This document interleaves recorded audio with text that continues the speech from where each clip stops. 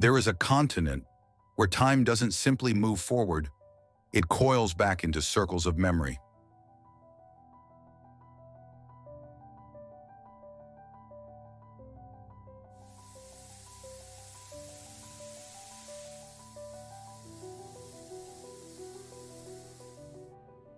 Where the ancient isn't buried, but still alive, in stone, in temples, and in the eyes of its people.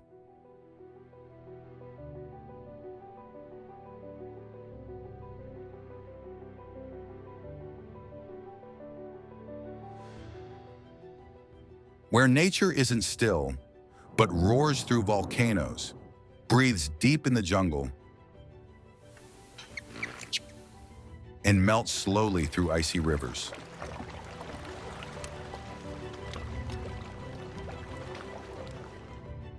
This is the Americas.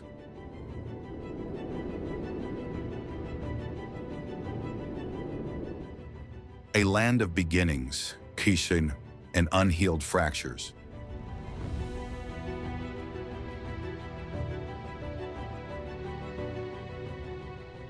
From forgotten civilizations to cities born of hope and exile.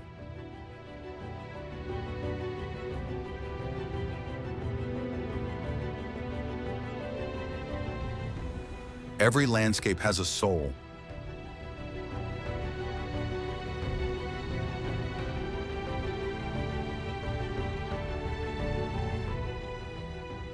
Every soul, a legend waiting to be told.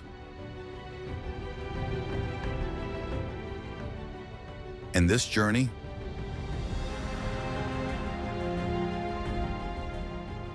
is your key to unlocking 1,000 worlds hidden within one continent.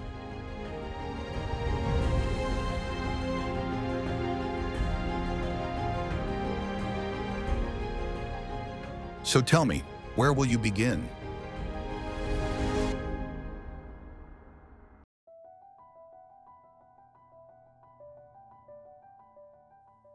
With the echoes of Machu Picchu, the salt flats that mirror the sky, or the streets where salsa and sorrow dance hand in hand.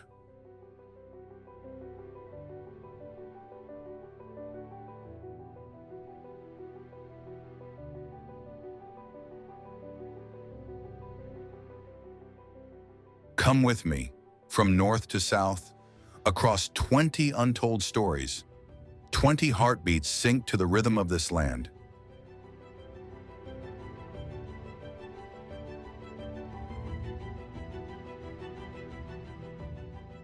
Your compass is curiosity.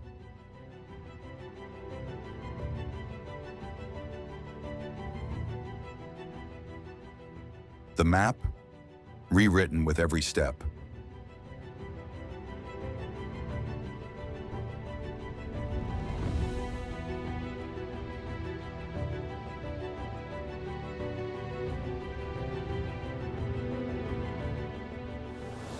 And now, the journey begins.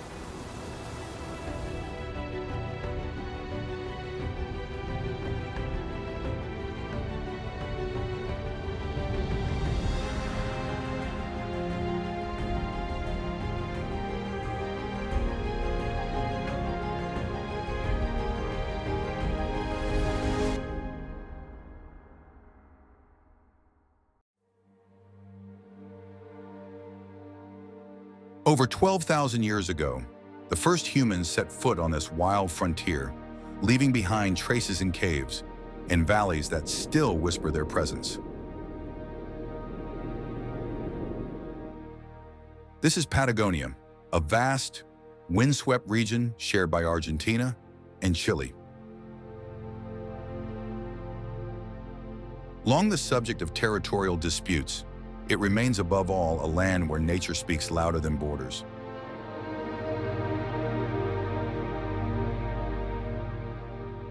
Here, elusive pumas and herds of guanacos move silently across the open steppe.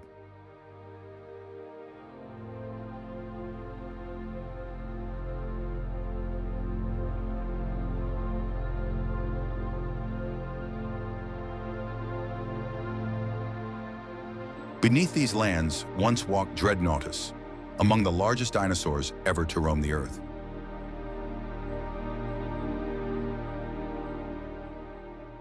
Patagonia is a place shaped by extremes, where icy winds howl and glaciers rise like frozen fortresses against the sky.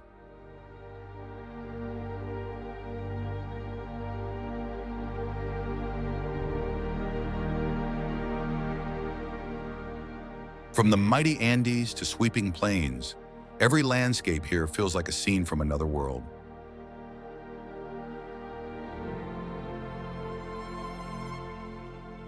Lakes reflect skies of a deeper blue, and rivers carve their way through stone as if tracing ancient paths.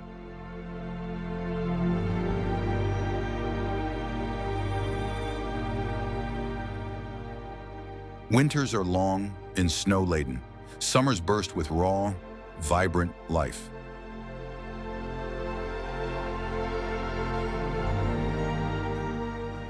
This harshness isn't a burden, but the very essence of its beauty.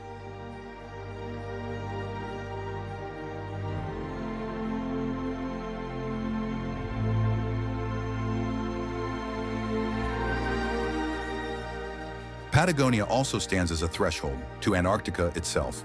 Its rugged shores face two mighty oceans, where the Atlantic and Pacific meet, blending waters and mysteries.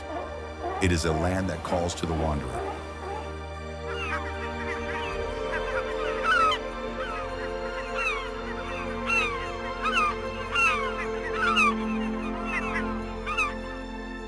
And perhaps there is no place more fitting than Patagonia to begin a journey across the Americas, mysterious and spellbinding.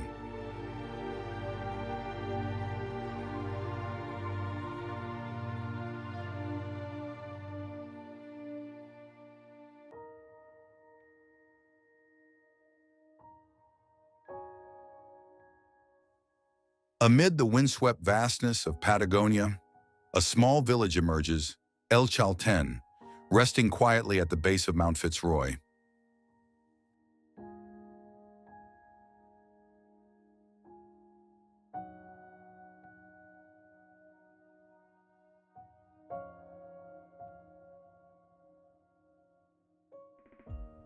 Towering in granite and cloud, this peak once moved Charles Darwin to write, "Nature here growls in the beauty of its own essence."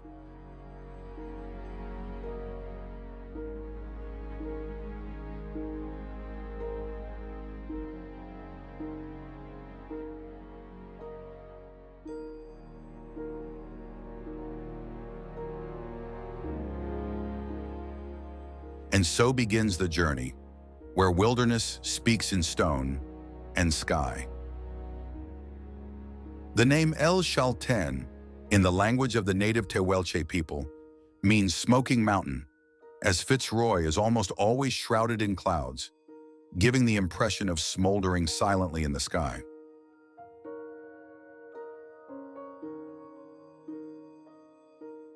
To the Tehuelche, this was a sacred peak, where myth tells of the hero Elal, who defeated the forces of ice to protect humankind.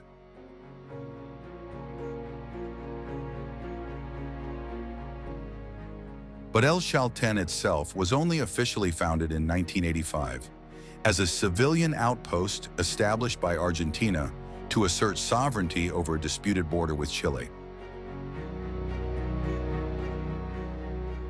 Among jagged peaks and deep blue glaciers, a tiny modern community began to take root in the early 1980s, born from a quiet border dispute with Chile and settled by soldiers and rangers. Today, El Chalten is known as the trekking capital of Argentina, a title formally granted by Congress in 1994.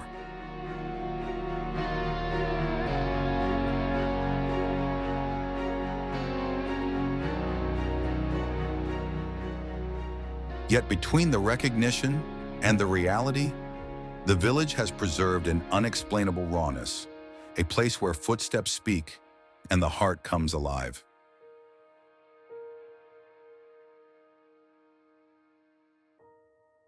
Begin the trek at dawn.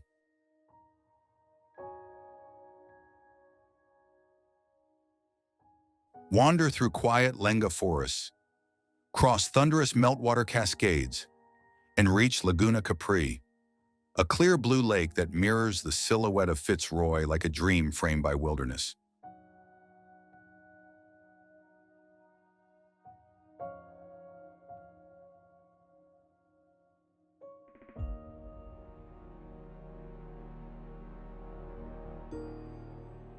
The final stretch toward Laguna de los Tres is among the steepest and most demanding.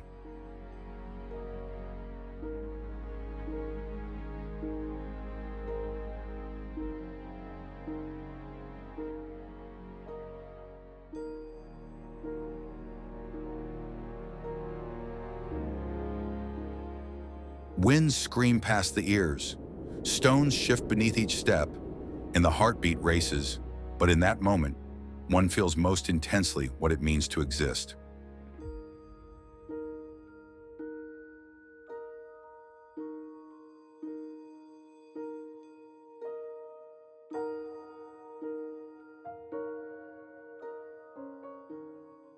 And upon reaching the top, all fatigue fades.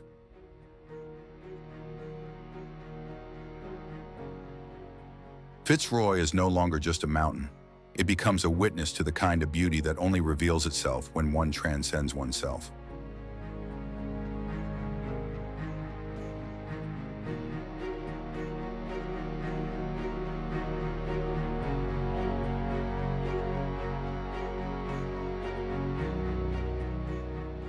Returning to El Chalten after the journey, the village reappears with its quiet, distinct charm. Just a few narrow streets, simple wooden houses tucked beneath wildflower-laced sidewalks, and colorful hand-painted signs.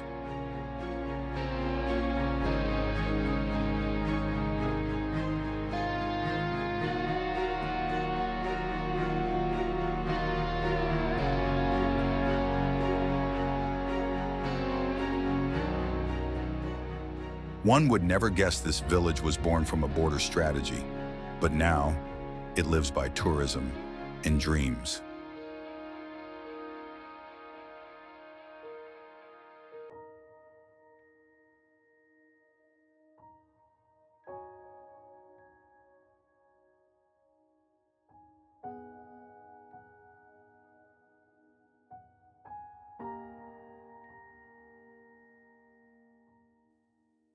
The air carries the spirit of El Gaucho, untamed, free, and slightly wistful.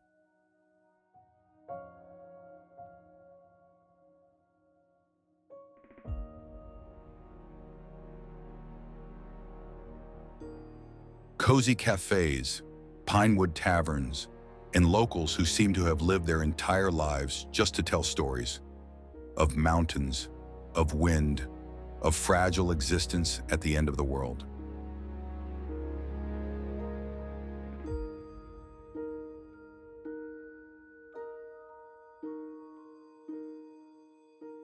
But after days wandering among peaks and sunlight, what awaits to the south, where ice never sleeps and time is imprisoned in every crack?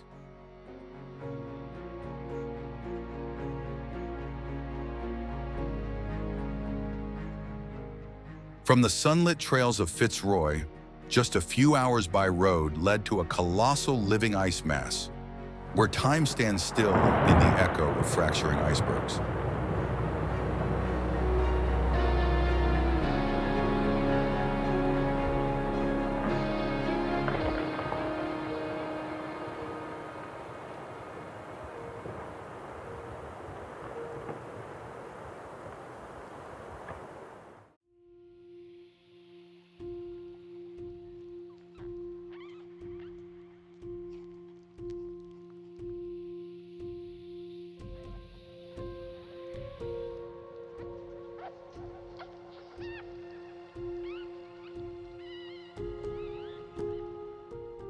Perito Moreno is a living wonder.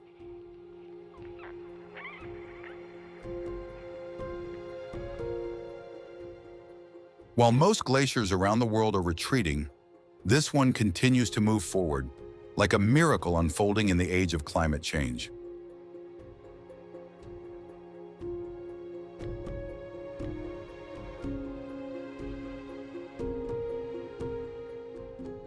The spectacular Perito Moreno Glacier is one of the highlights of Los Glaciares National Park in southern Patagonia, Argentina, and stands as one of the most famous glaciers on Earth.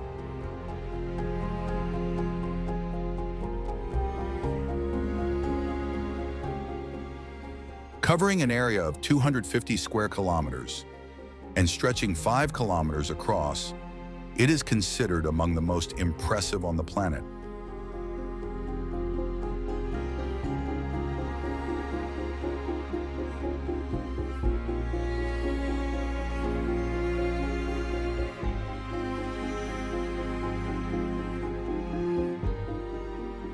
Formed by thousands of years of accumulated snowfall, compressed into dense ice, the glacier is a monument to time itself.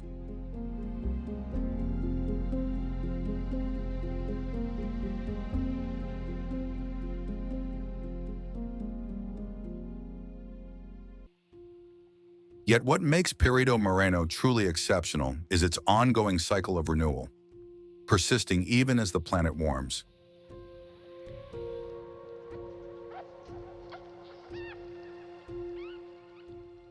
Each day, the glacier advances by more than 2 meters, slowly, yet with relentless determination.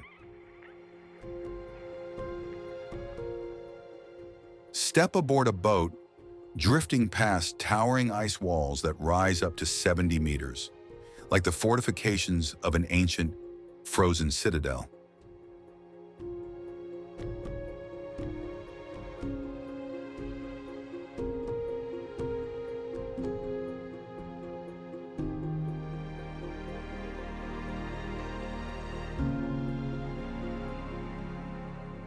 The ice shimmers in a blue unlike any other, deep, pristine, and cold, as though holding the memory of a prehistoric Earth.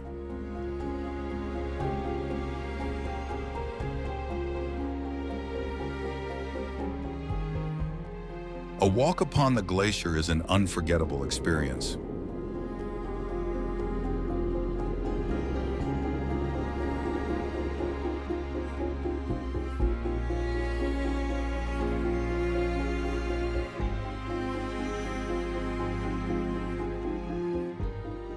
Outfitted with crampons, each step leads into another world, where time stands still and sound is swallowed by perfect silence. Walking on the glacier is among the most awe-inspiring activities one can do here, making the mini trek or big ice excursions highly recommended. What's the difference between the two?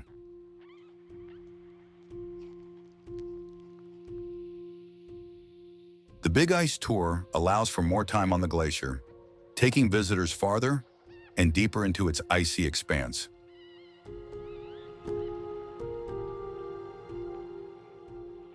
It follows a more remote route, often with fewer people, offering a richer and more adventurous experience.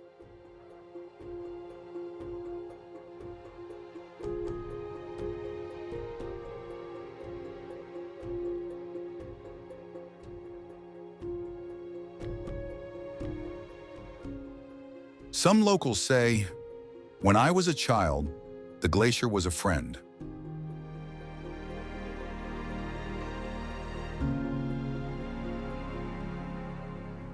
Now, I'm not sure how long it will survive.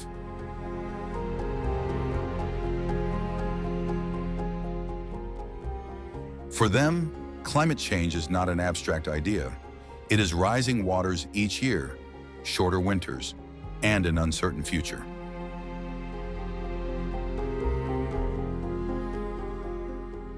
The glacier is part of the southern Patagonian ice field, the third largest freshwater reserve on the planet.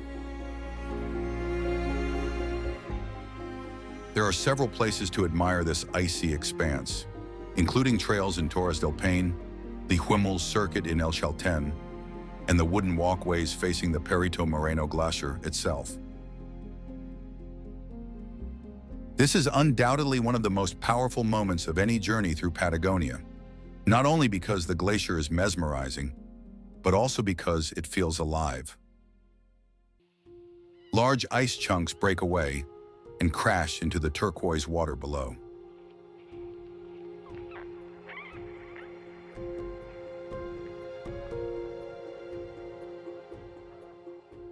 Standing before this towering wall of ice, the noise of social media, deadlines, and distant plans all fade.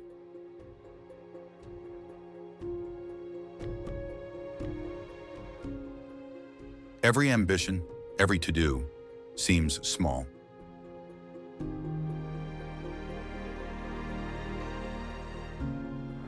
Then, like a reminder from the Earth itself, a massive block collapses into the lake.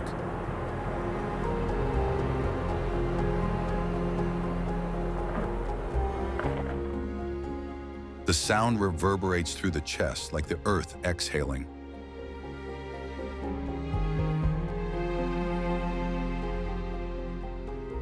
What could glacial meltwater from the highlands create that is more wondrous than ice and mountains?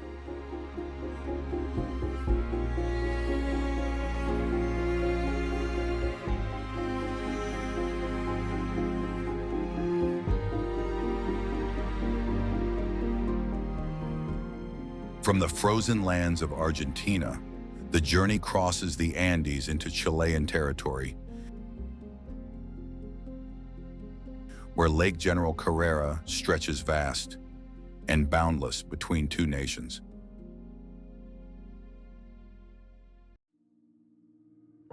As glaciers groan and crack like nature's ancient heartbeat, the journey carries us onward.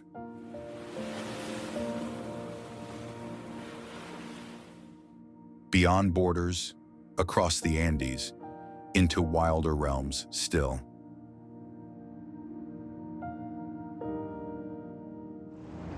From Argentina, they stepped into the Chilean side of Patagonia, a place marked by a national park with a name both strange and beautiful, Torres del Paine.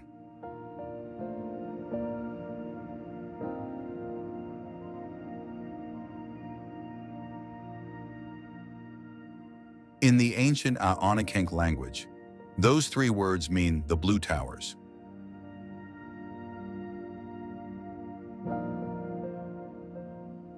On the map, Torres del Paine is a land of 450,000 acres stretching from the Andes to the windswept plains of Patagonia.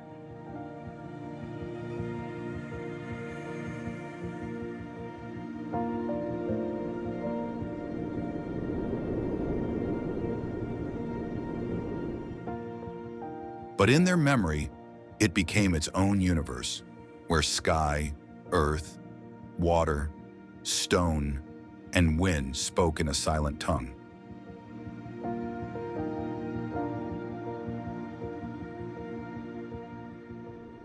Millions of years ago, the South American and Antarctic tectonic plates collided, thrusting ancient rock toward the sky.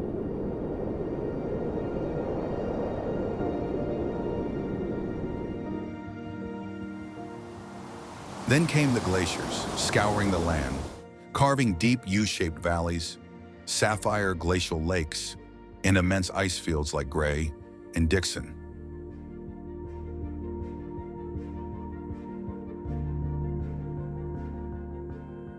It was this same ancient ice that sculpted Perito Moreno in Argentina, a living testament to the strange unity between two seemingly separate lands.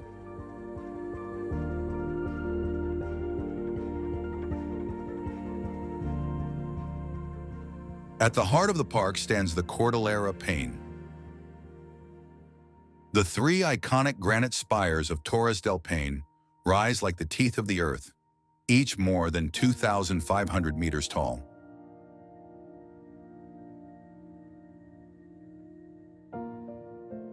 Nearby, Los Cuernos, the horns, reveal a dramatic contrast of light granite and dark sedimentary layers, forming surreal shapes as if lifted from a dream.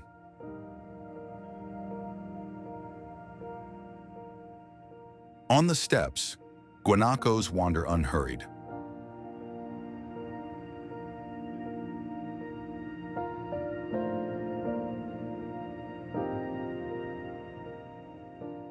Overhead, The great Andean condor glides at altitudes up to 4,000 meters.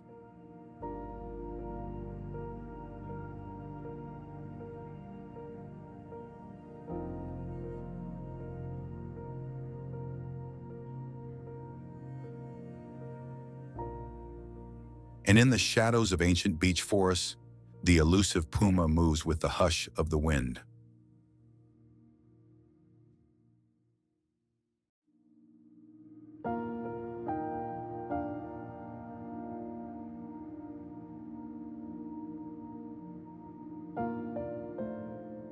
Only here can one truly sense the fragile, sacred balance between humanity and the wild.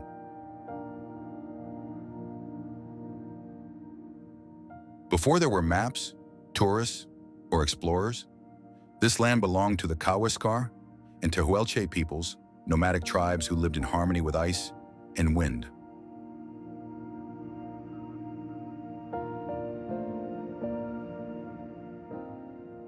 They built no houses.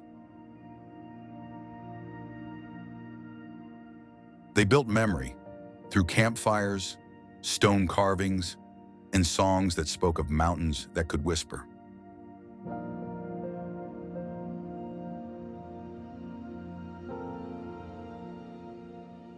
The journey begins along the legendary W Trek.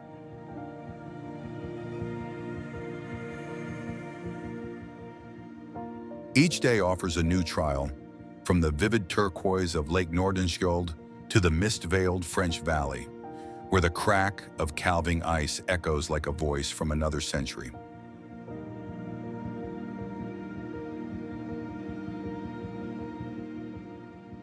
Along the way, fellow travelers appear, people from Berlin, Kyoto, Sao Paulo, speaking different tongues, yet sharing the same quiet awe before a beauty that defies description. At dawn, witness the 3 granite towers rise into the pale sky.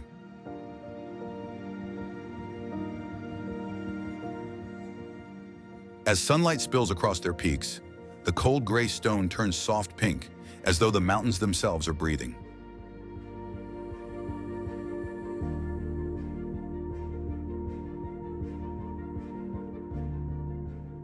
In that moment, no one speaks. No word could possibly hold what they are seeing.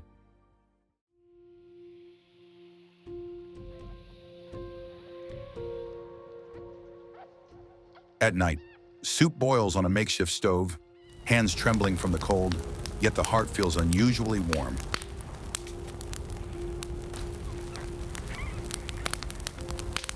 A simple meal here carries more meaning than 100 banquets in the city.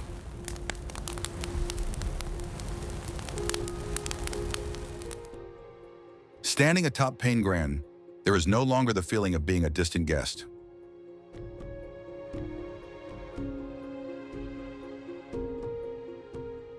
No longer a visitor who came to check in or collect views.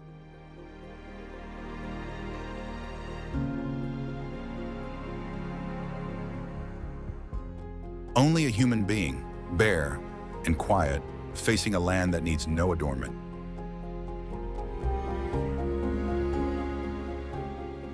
And Torres del Paine, in that moment, is no longer just a destination.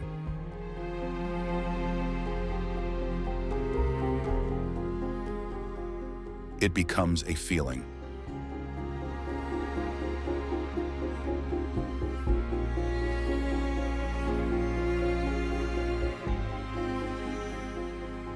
A lesson in silence, in being alive, and in listening to the stories nature has always been trying to tell.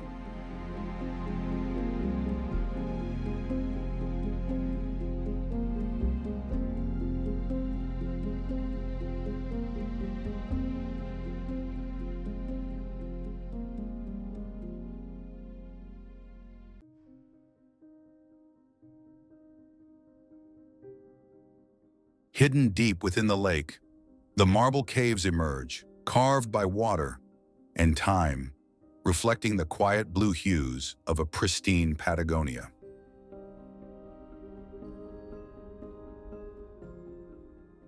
Sitting on a small boat gliding over crystal clear water, each paddle stroke draws deeper into a marble labyrinth where the stone flows like fossilized silk.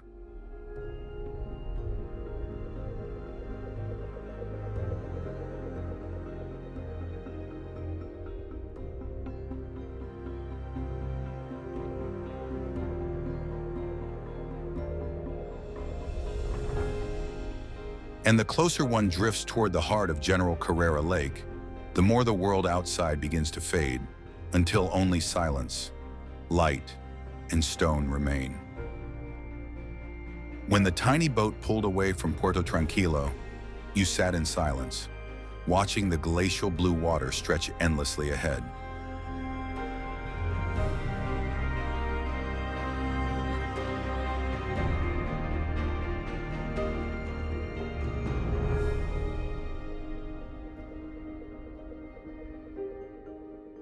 You had no idea that just moments later, you'd be gliding into a stone cathedral sculpted by water, light, and time itself.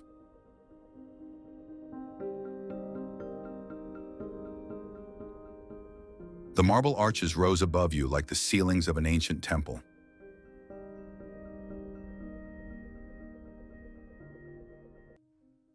Their surfaces were smooth, rippling in shades of turquoise, silver, and pale gold, reflecting the lake's colors like stained glass.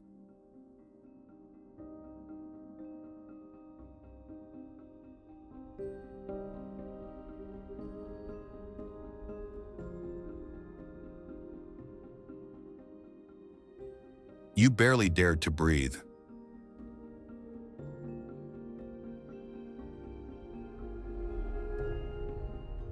As you drifted through narrow passages, the soft sound of water echoed all around, and the chill in the air felt impossibly pure.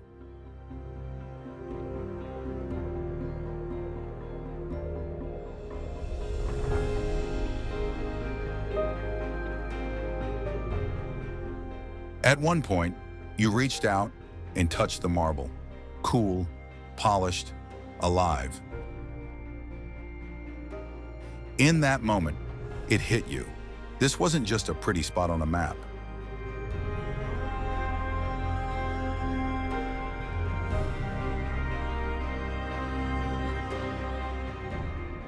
It was the result of millions of years, glacial waters carving patiently through stone, shaping something sacred in its silence.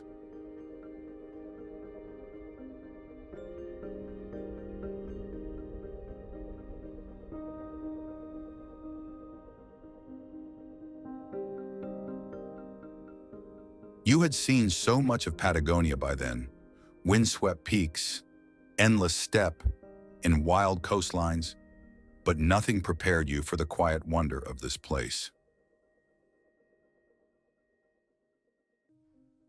As you left the caves behind, their shimmering light stayed with you, like a whisper that Patagonia still has more stories to tell, if you're willing to keep exploring.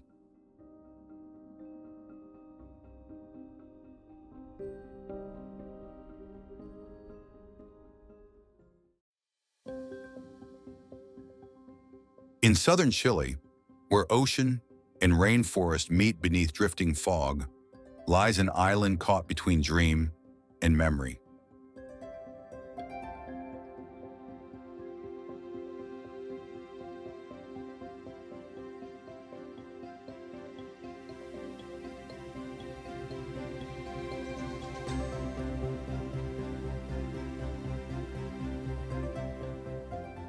Though just a few kilometers from the mainland, Chiloe feels like it belongs to another realm, soft, damp, and veiled in moss and myth.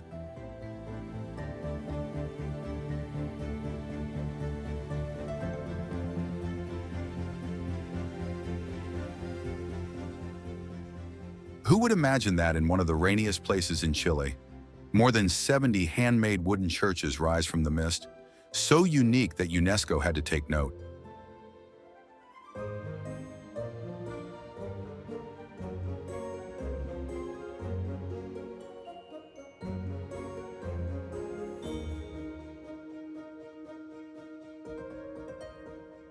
These churches are unlike any others. Curved rooftops like ocean swells, shingled walls shaped like fish scales, painted in pastel creams, duck egg blue, and lilac.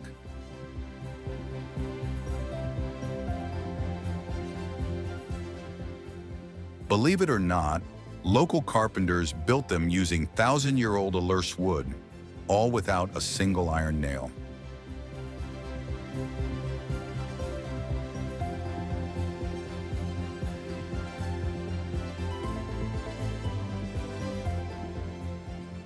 Beyond the churches, Chiloe is known for its stilt houses by the sea, palafitos, where half the home floats in the fog and the other half reflects on still water. In Castro, the island's capital, many old palafitos have been transformed into cafes, boutique hotels, and cozy seafood taverns hugging the bay.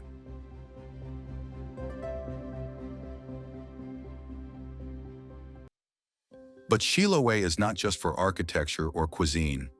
It is a land of legends, where stories are whispered through the forest mist.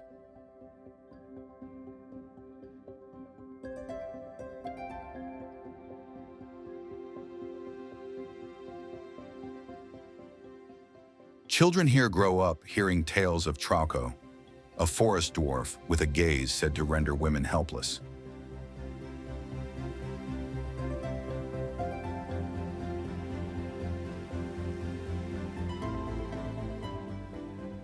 Out at sea, fishermen speak of La Pincoya, a golden-haired water spirit whose dance foretells whether the fishing season will thrive or fail.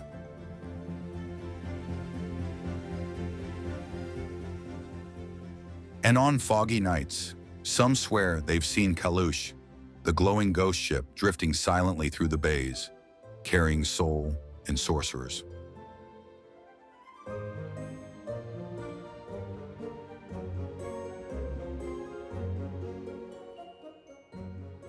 Chiloe was once the last stronghold of the Spanish crown in Chile, refusing to surrender until 1826.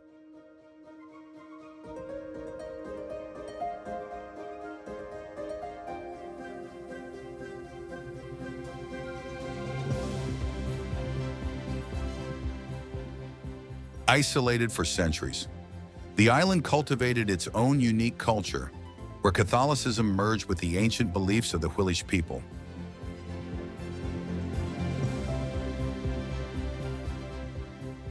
During festivals, wooden crosses are carried through fishing villages soaked in fog, while inside homes, quiet ceremonies call for rain, good harvests, and protection for loved ones.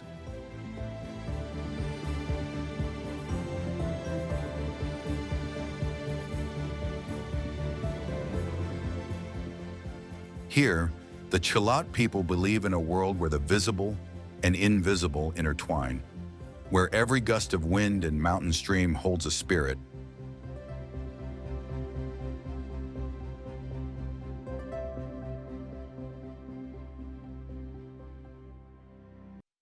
Local shamans, known as machi, are both spiritual healers and guardians of the land.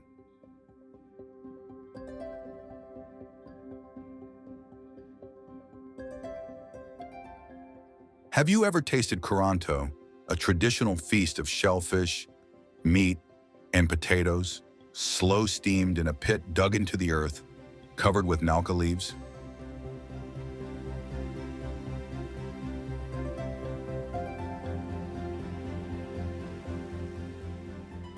It's more than food, it's a ritual.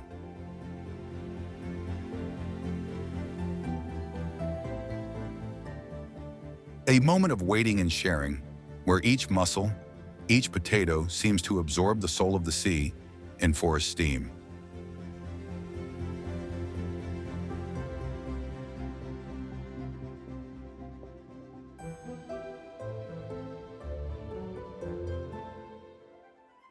On mist-covered hills, farmers grow ancestral potatoes, with hundreds of native varieties found nowhere else but here.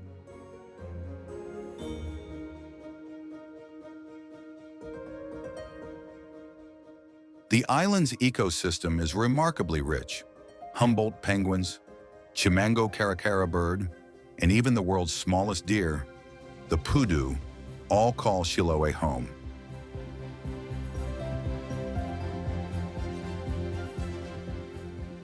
Some say Chiloe is an island that keeps its secrets, and its forests hold mysteries that refuse to vanish.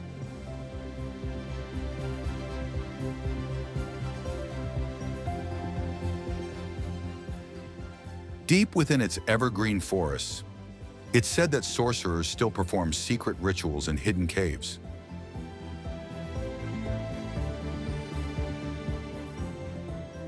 These ceremonies, called machitun, summon spirits, heal the sick, and even control the weather.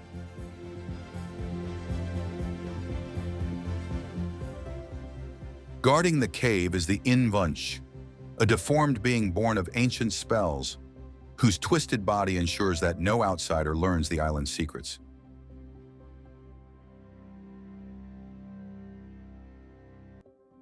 Only the chosen ever witness these midnight rites, held during rainstorms thick as curtains.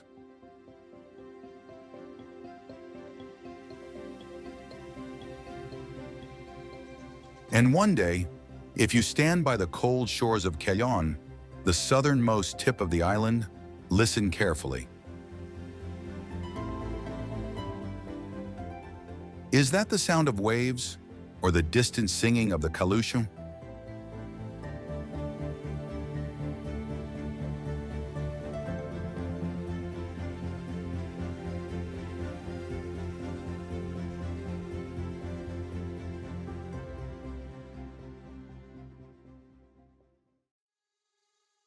After drifting through the misty legends of Chiloe, the journey turns southeast across skies and sea. A short flight from Puerto Montt to Punta Arenas, followed by a connection to Ushuaia, leads to the southernmost city on Earth.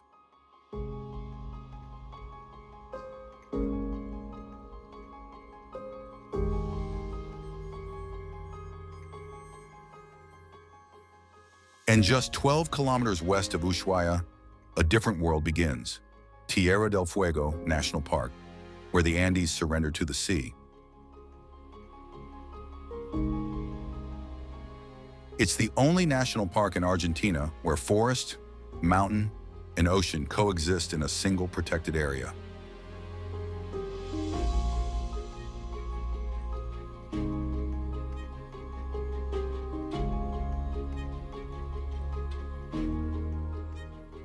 How often does one stand in a place where glaciers, lenga forests, and marine bays all lie within walking distance?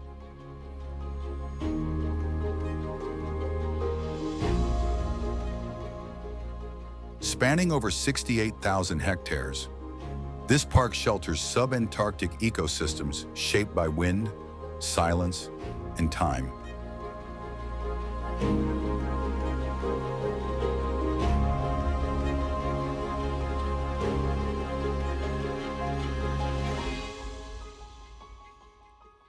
The air here is among the purest in Argentina, crisp, fragrant with moss and beach, and carrying a chill from the Beagle Channel.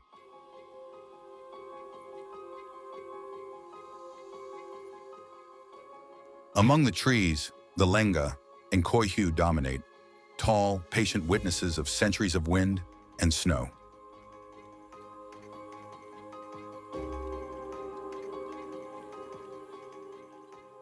In autumn, the forest ignites in a mosaic of red, gold, and green, an unforgettable Patagonian palette. The park is home to over 90 bird species.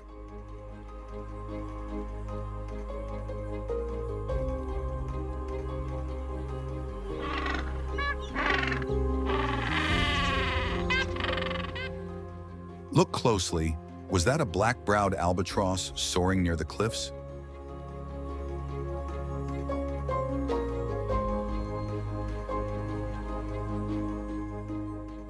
Red foxes, Andean condors, southern steamer ducks. Each encounter feels like a small miracle.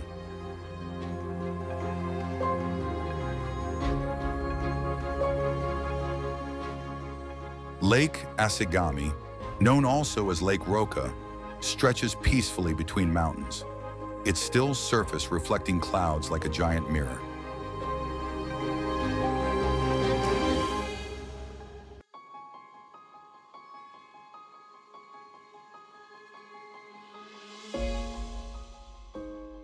A quiet trail along the lake leads to milestone 24, the invisible line where Argentina touches Chile.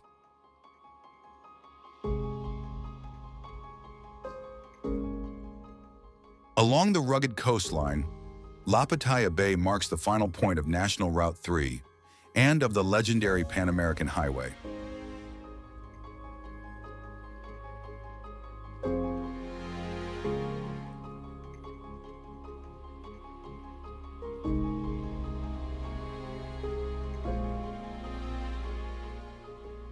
Can one really reach the end of the world by road?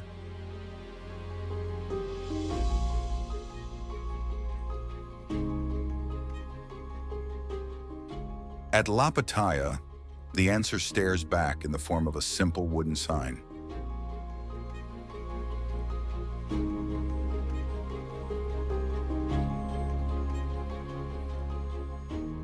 Hiking lovers will find a network of 40 kilometers of well-marked trails, each offering its own scenery and rhythm.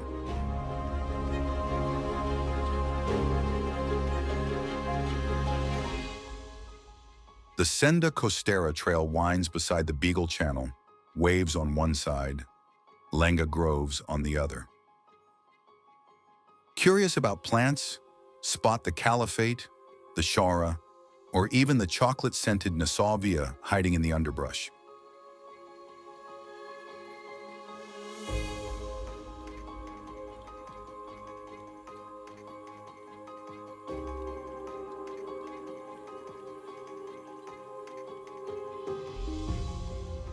The peat bogs here, soft, sponge-like ecosystems, preserve ancient plant life and hold more water than they appear.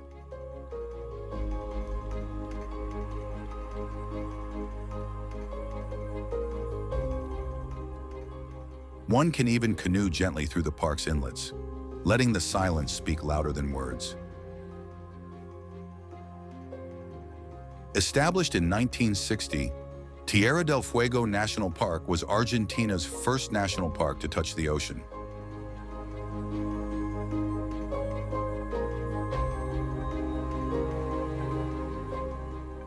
And maybe that's what makes this place so rare, not just its biodiversity, but the quiet, solemn sense that this is nature's last whispered chapter before Antarctica.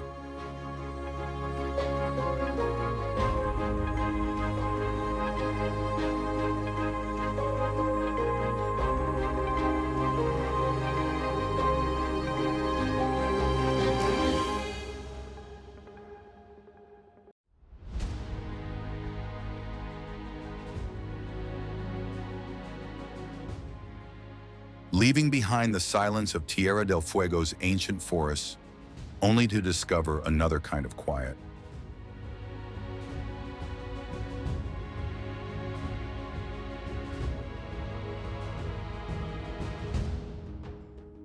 Before you lies a turquoise mirror, resting gently in the cradle of snow-dusted mountains. Laguna Esmeralda appears like a secret long whispered by glaciers, its milky green waters glowing with something otherworldly.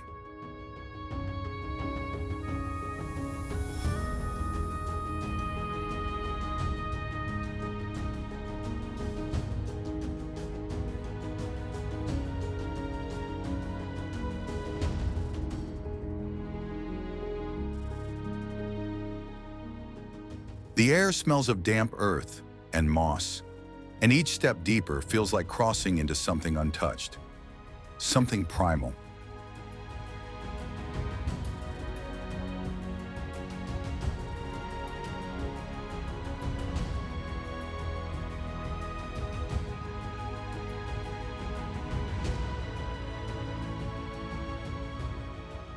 You cross small creeks, wander through valleys shaped by beavers' dams, and then, suddenly, the forest parts.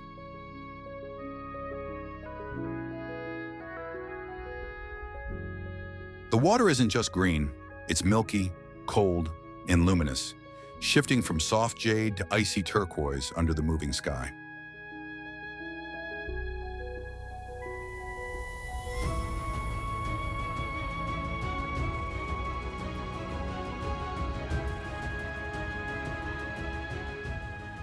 They say this color comes from the glacier above, Ojo del Albino, its slow melt grinding rocks into fine powder.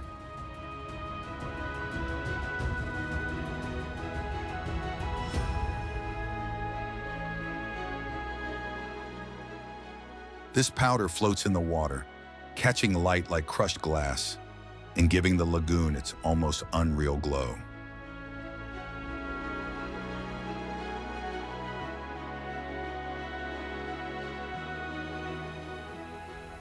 Surrounded by mountains that seem close enough to touch, the lagoon feels like it was placed here to be forgotten.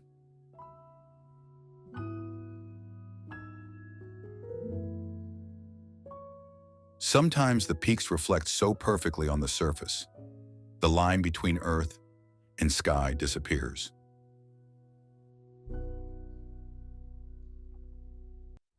In autumn, the forest behind the lagoon burns gold and crimson, while in winter, everything turns white and still.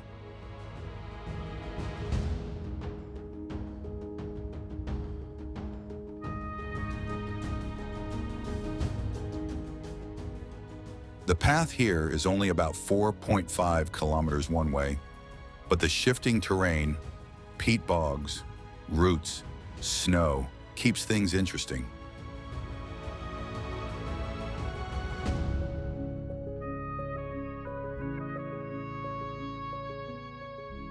Occasionally, the silence breaks, a bird's cry, wind across the ridge, or the distant creak of ice from the mountainside.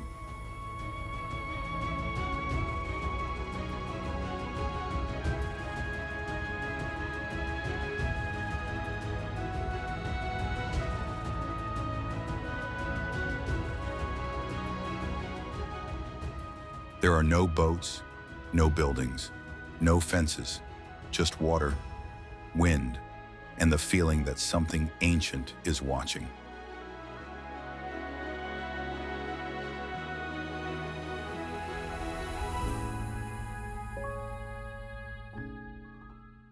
Most visitors sit quietly when they arrive, as if the place itself asks for it.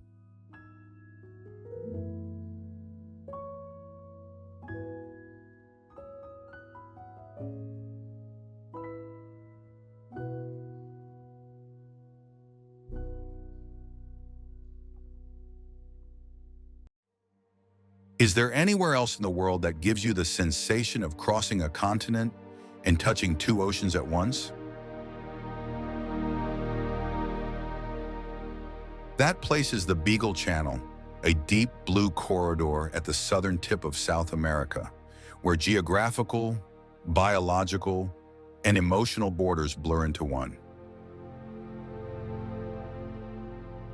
The Beagle Channel is a narrow stretch of water nearly 240 kilometers long, lying between the main island of Tierra del Fuego and a chain of pristine islands to the south. It does more than connect two oceans, the Atlantic and the Pacific. It also weaves history and nature together in a way few places can.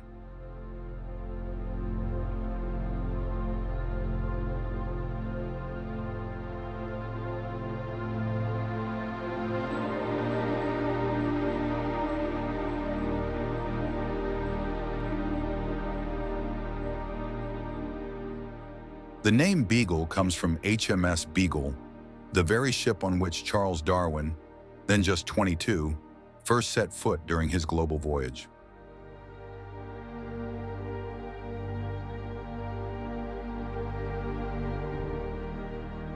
Can you imagine? It is here, among moss-covered cliffs and seabirds gliding in the cold wind, that the earliest sparks of what would become the theory of evolution stirred.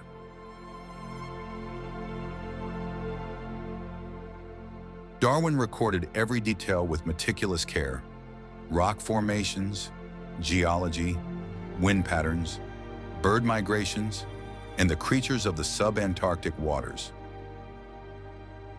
With each entry, he etched Beagle Channel into history as a vast open-air laboratory of natural wonder.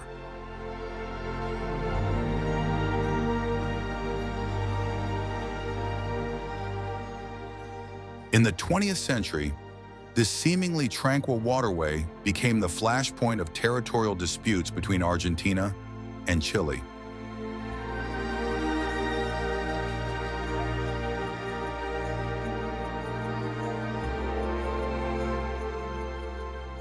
After decades of tense confrontation, the Beagle Channel came to symbolize both conflict and reconciliation in South America's history. Today, no visit is complete without seeing the Les Éclaireurs Lighthouse, Ushuaia's enduring emblem, sitting about 9 kilometers east of the city. Built in 1918 after Argentine naval surveys of the waters, it stands on rocks once dubbed the Scouts, Les Éclaireurs, by French Captain Louis Marchal. The 11-meter red and white tower began operation in 1920 and still runs on solar power. Though often mistaken for the world's southernmost lighthouse in Jules Verne's writings, Les Éclaireurs has its own singular meaning, a beloved landmark etched into the hearts of Ushuaia's visitors.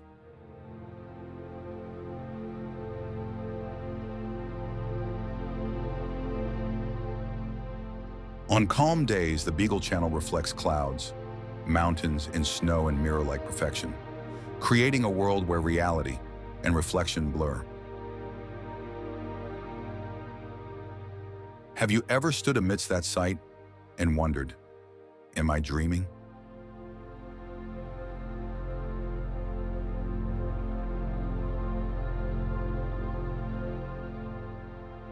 Across the scattered islands of the Channel, cormorants, seagulls, seals, and even Magellanic penguins live in harmony with the cold air and icy rocks.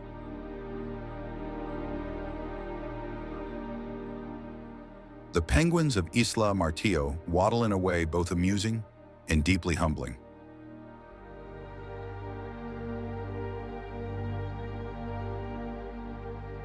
Some tours pause at nameless isles, where only moss, waves, and remnants of the Yamana people remain.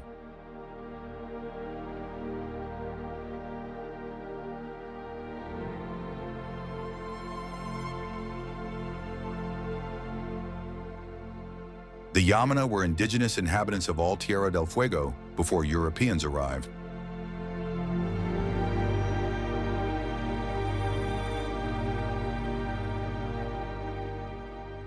They never settled on land.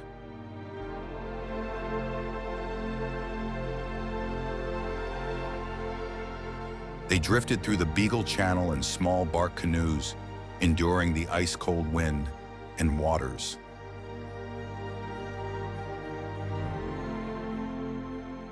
They built fires on their boats to keep warm and dry seafood, and they smeared whale oil on their bodies to withstand the sub-Antarctic climate.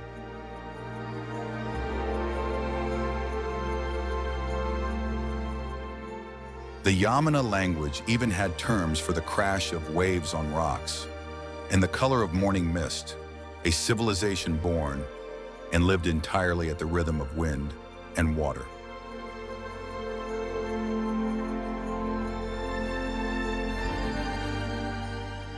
Can you imagine a world where humans are not separate from nature, but flow through it as if one with it?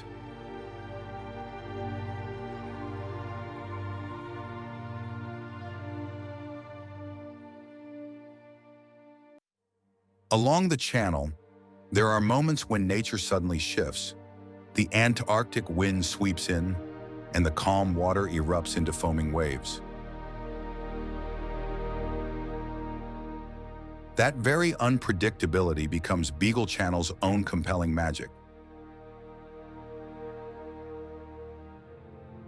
In certain stretches, glacial tongues slide from mountain to shore, and this is one of the rare places where ice and ocean meet right before your eyes.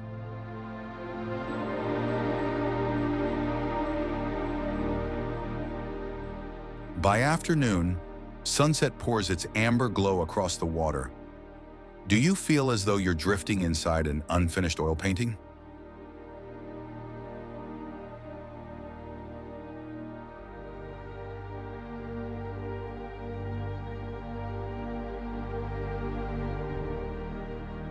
Here, stones are not merely stones.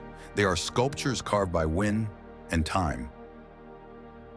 Some formations resemble human faces, others tower like spires.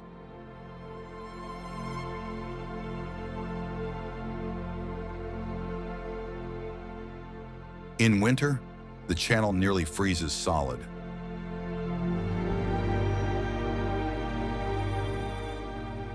Silence blankets the scene.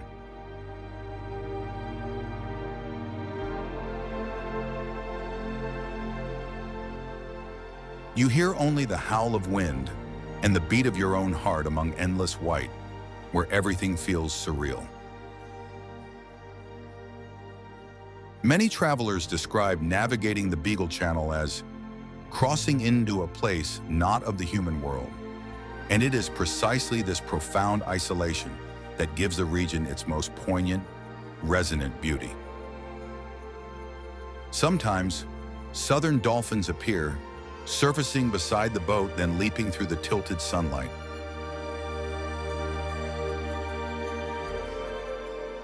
Do you think there are moments where a single dolphin's leap justifies the entire journey?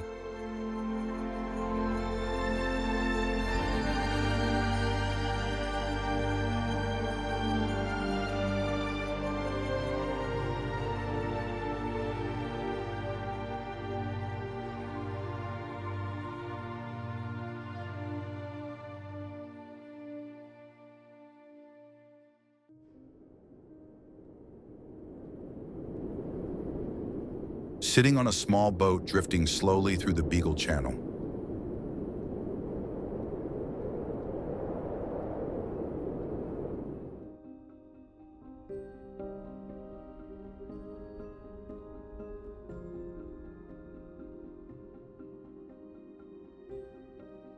Watching seagulls circle overhead while seals sunbathe lazily on the rocks, there's a strange feeling that creeps into the heart.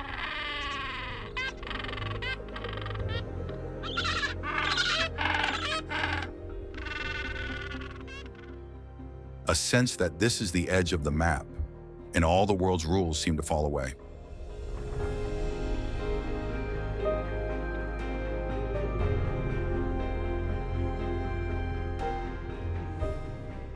Ushuaia, a city between ocean and snow, emerges like a frozen dream.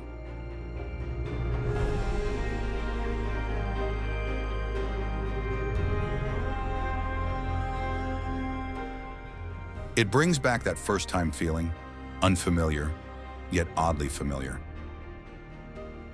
In this untamed nature, humankind is no longer the center, but a humble, fleeting part.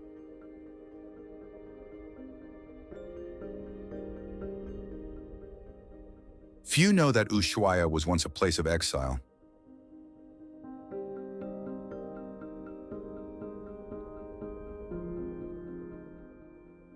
The prison here was so cold that even the wind left marks on the stone walls. The dark hallways, the tiny cells, all still breathe the weight of history. This land also once welcomed Shackleton, the man who came not to conquer Antarctica, but to survive it.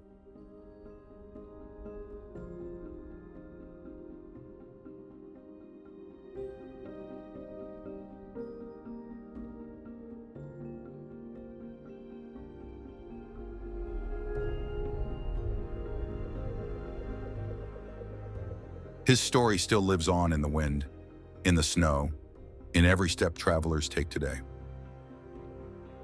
And something in that pale, cold light makes one understand.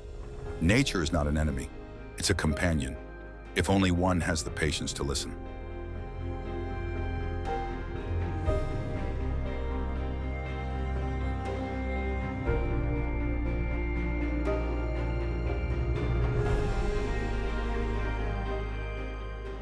In Ushuaia, life moves slowly, just enough.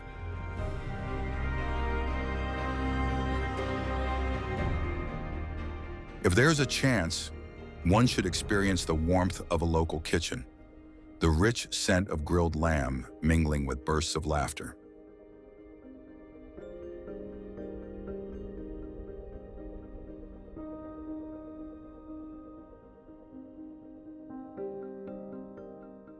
Outside, street performers play traditional instruments, tango melodies echoing through the crisp air as if warming the whole city. It brings a peace and simplicity like nothing else. The city isn't grand, but every slope, every colorful rooftop holds a strange kind of warmth.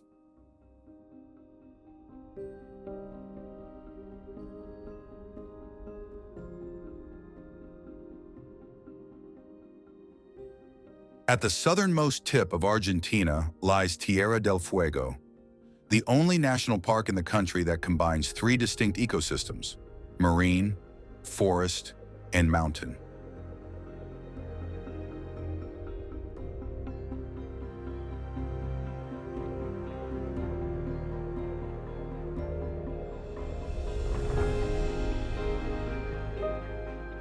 Its landscape is covered by lenga and guindo forests, along with vast peat bogs and pristine lakes, forming a rare natural setting of pure air and untouched beauty.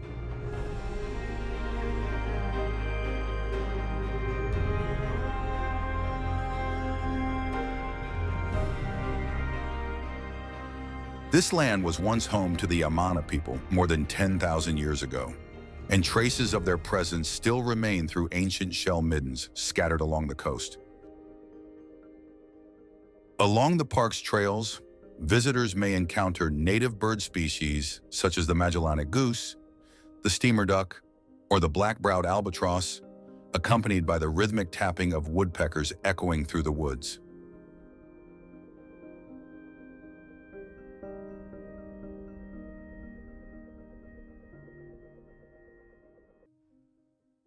Did you know there's a train in Patagonia once used to carry prisoners? Today, it carries stories. He trained to the end of the world, El Tren del Fin del Mundo, runs just a few kilometers outside Ushuaia, the southernmost city in the world. Originally built to serve the infamous Ushuaia prison, it once transported timber cut by inmates from the surrounding forests. The line was abandoned in the 1940s, but later revived as a heritage railway, a moving window into the region's haunting past and breathtaking nature. The journey lasts about 1 hour, covering 7 kilometers through the Toro Gorge and Pipo River Valley, deep into the edge of Tierra del Fuego National Park. The train departs from the end of the world station, Estación del Fin del Mundo, and ends at Estación Parque Nacional.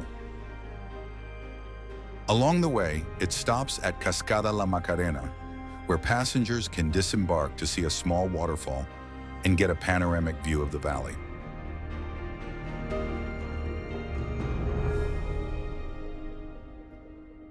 Inside the vintage-style carriages, restored with wood, brass, and large viewing windows, visitors sit comfortably while the Patagonian wilderness unfolds.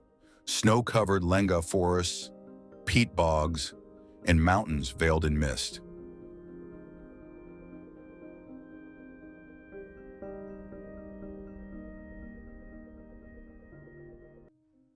And standing before the red and white lighthouse on the Beagle Channel, where the sunset stretches like a golden thread between water and sky, one realizes Ushuaia isn't a destination.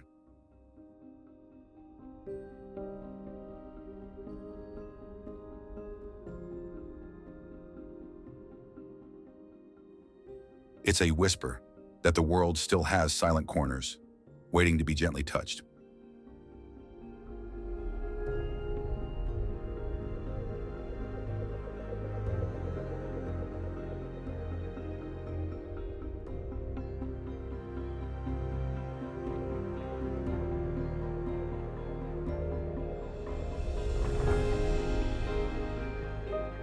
Patagonia ends here, where it seems to finish, but truly begins.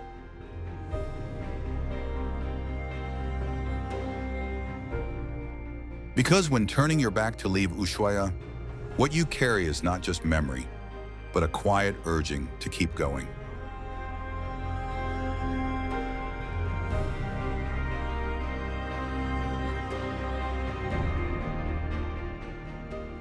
To explore the remaining colors of Argentina, from the ancient glaciers of El Calafate to the lively tango streets of Buenos Aires.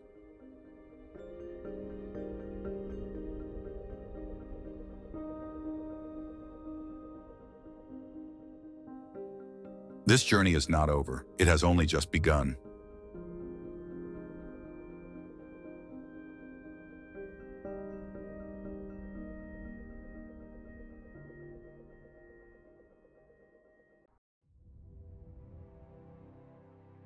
Argentina. A land of impossible boundaries.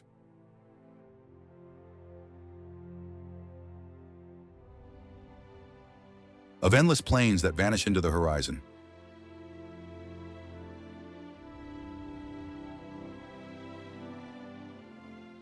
Of tango and burning hearts.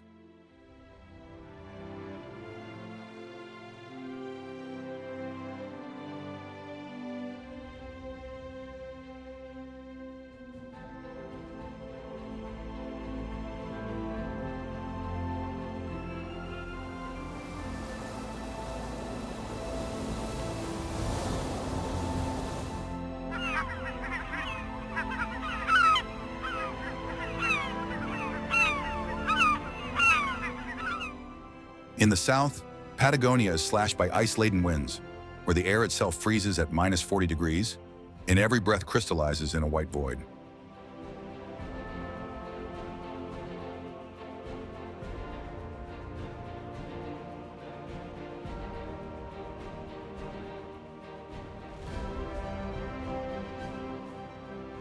But 3,000 kilometers to the north, the earth scorches under the relentless sun.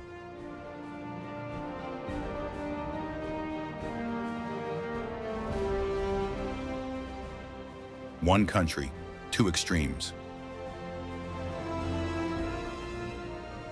This is Argentina, a land where contrasts coexist, as fiercely as its spirit.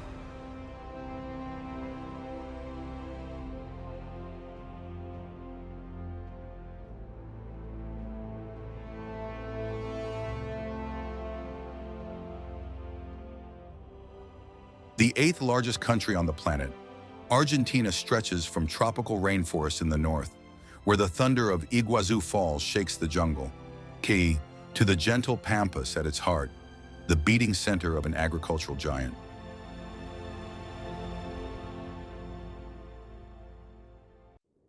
And farther still, southward into the wild winds and ancient ice of Patagonia.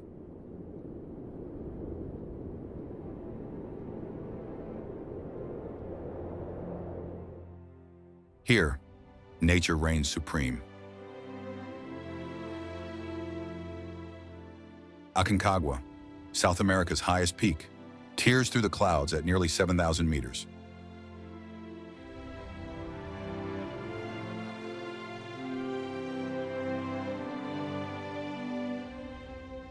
While Laguna del Carbon, the continent's deepest point, sinks 105 meters below sea level, a scar etched deep in the Earth's skin.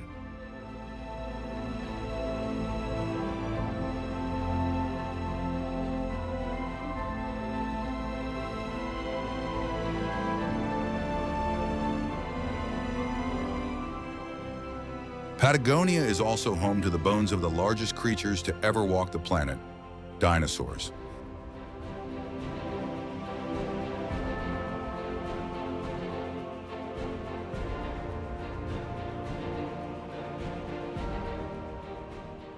Locked in stone, colossal and silent, timeless witnesses to a world long gone. But Argentina is not only the cradle of ancient giants.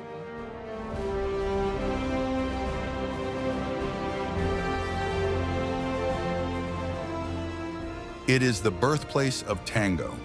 Born in the dusty alleys of Buenos Aires, where desperate footsteps once told stories of longing, loss, and survival.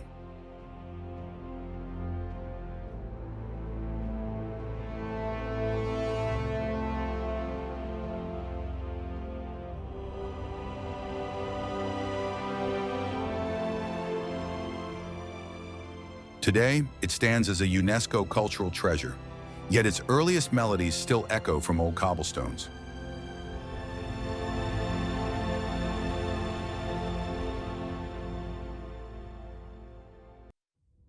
And then, there are the gauchos, cowboys of the plains. They ride not just horses, but tradition itself. Each hoofbeat a reminder that this land was forged by grit and freedom.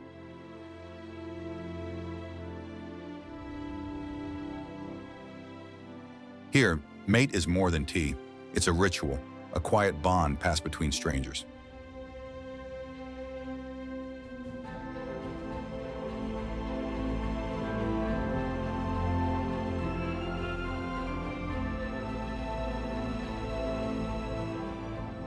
Argentina is also the land of football fever.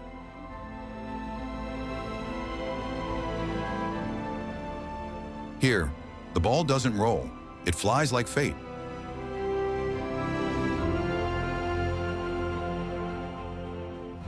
The Super Classico can stop a nation with a single roar.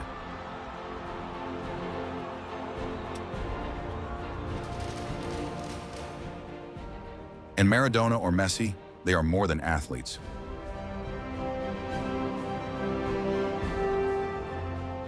They are living legends, rewriting the laws of the world's most beloved game.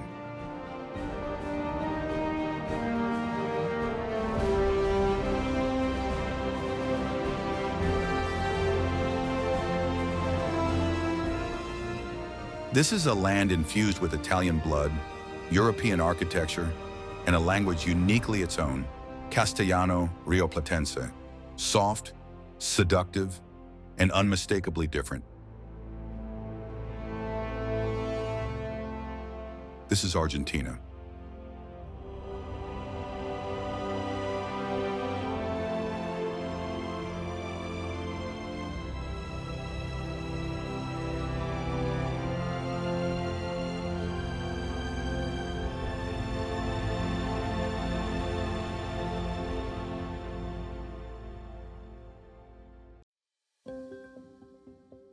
Before dawn breaks, the mist still floats lazily among the treetops of the national park.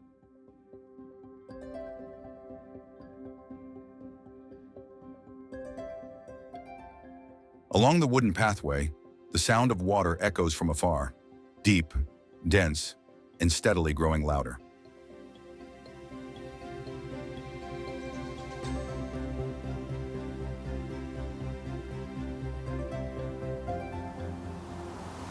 Iguazu Falls.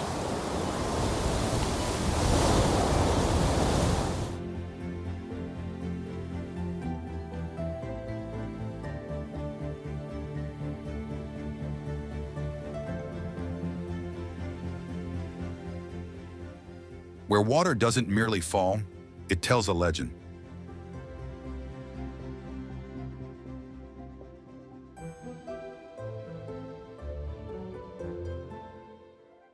According to Guarani mythology, the serpent god Moboy was to marry Naipe, a breathtakingly beautiful maiden.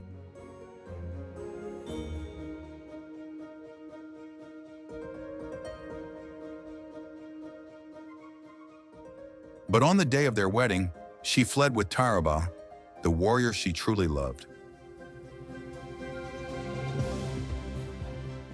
In a fit of rage, Moboy split the river in two, carving a colossal chasm.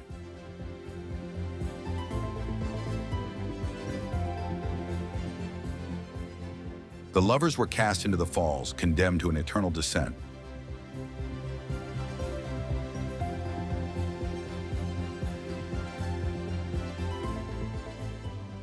And thus, the Iguazu Falls were born.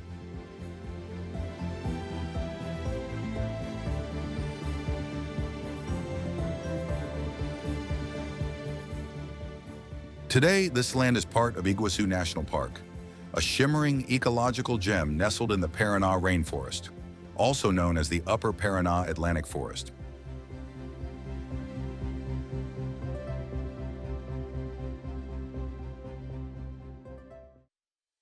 It is one of the most biologically diverse ecosystems in Argentina, where over 2,000 species of plants jostle for life.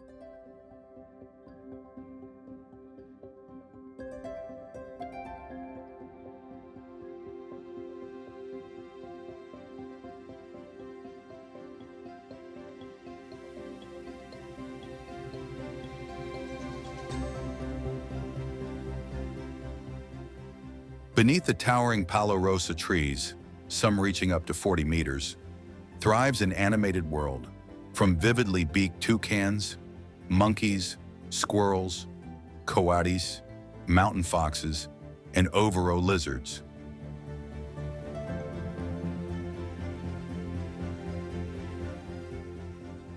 To elusive creatures like the jaguarete, the largest feline in the Americas.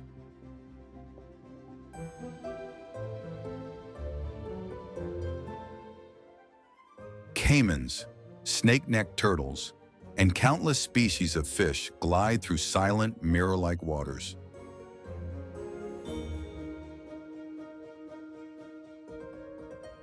While above, swifts and black vultures trace spirals between clouds and mist.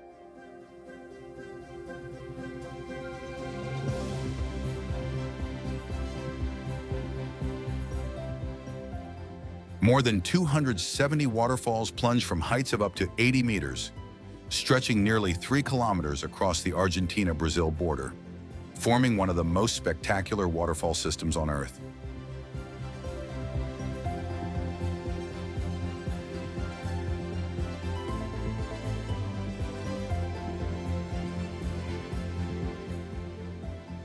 At the heart of it all lies the Garganta del Diablo, the Devil's Throat, a U-shaped chasm where the river turns ferocious, dragging with it thick mist and rainbows that shimmer in the sunlight.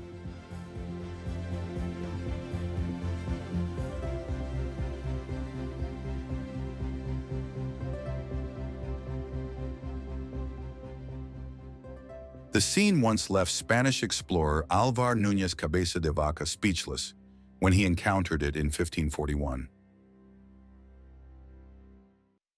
He became the first European to record Iguazu in his work La Relación, describing not only the landscape, but also the customs of the indigenous people.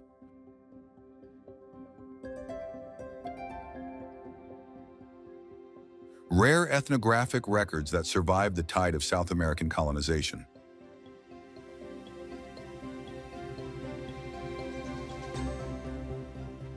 From above, from below, from within the flow, Iguazu offers 6 trails to discover its grandeur. Steel walkways stretch across the rainforest to reach the Devil's Throat, where the waterfall plunges like a tear in the fabric of the universe.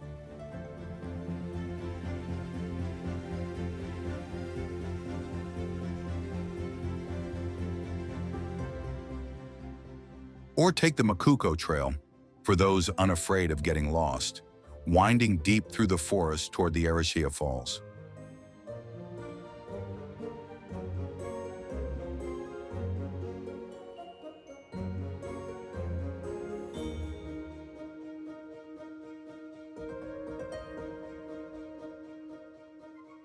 From the forest floor, travelers can board eco-friendly boats through the jungle, while the skies belong only to the vultures and the swifts.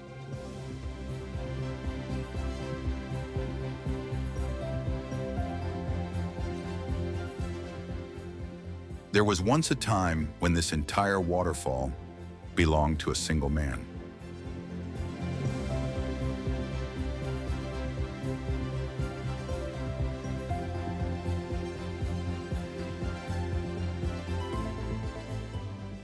Jesus Val, a Uruguayan landowner, held the rights to this land in the 19th century, long before it was protected as a UNESCO World Heritage Site.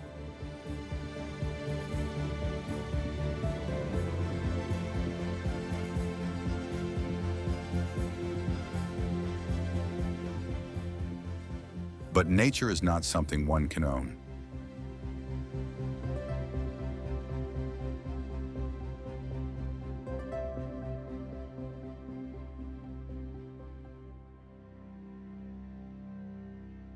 No one can truly possess Iguazu, especially not when the river surges with over 1,500 cubic meters of water per second, and sometimes even more than 16 million liters every second.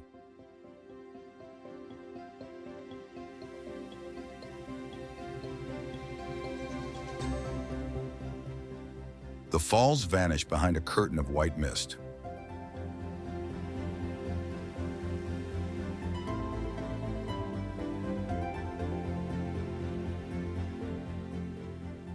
The jungle fades, giving way to an entirely different world.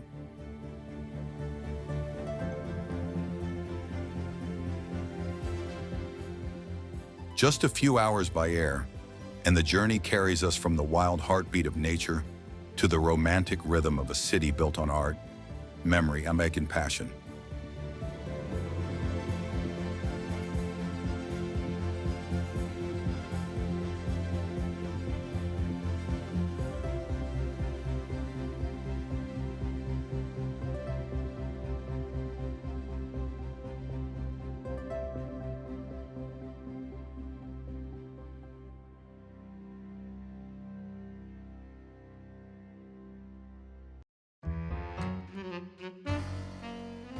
Buenos Aires, where the echo of heels on stone still conjures the soul of tango.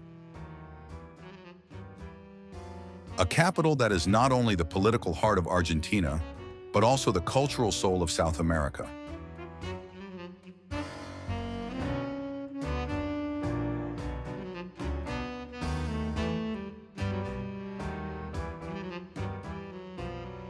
Between wide boulevards, vintage cafes, century-old theaters, and walls drenched in murals, Buenos Aires unfolds like a never-ending play.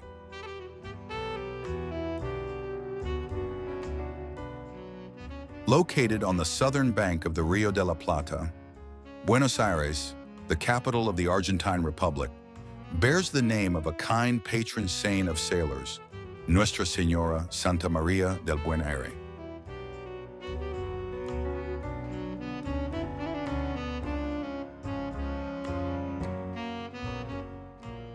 Beyond its poetic origins, the city is revered as the birthplace of the passionate Argentine tango.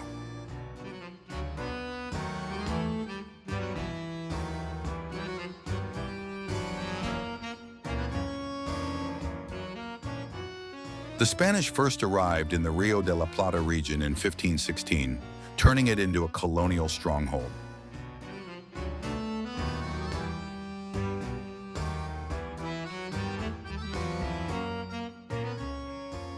Buenos Aires was founded in 1536 by Pedro de Mendoza, but was soon abandoned due to fierce resistance from indigenous communities. It wasn't until 1580 that the city was refounded and gradually rose to become the main port serving the mineral-rich provinces of the Andes.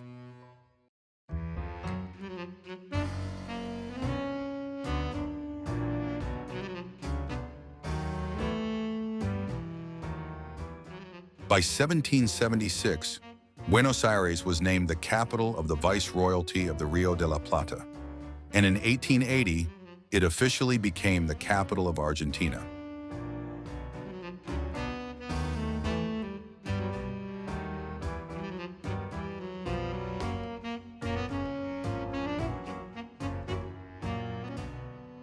Thanks to its temperate climate, Buenos Aires has long lived up to its name.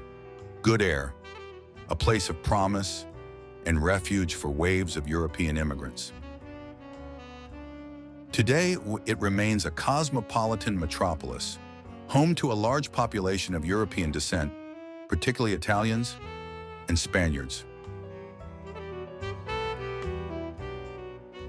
Spanish is the primary language spoken, and the city's port remains a vital link between the Andes and the rest of the world.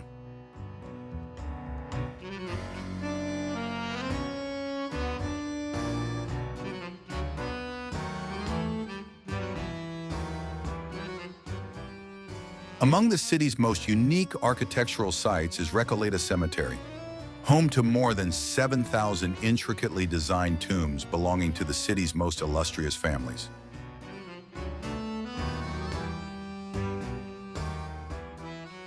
These resting places commemorate former heads of state, military heroes, wealthy elites, and cultural icons. The most visited is the black marble tomb of Evita Perón, second wife of President Juan Perón, a national symbol, always adorned with fresh flowers and surrounded by visitors drawn by her enduring legacy. But Buenos Aires is more than monuments and memory.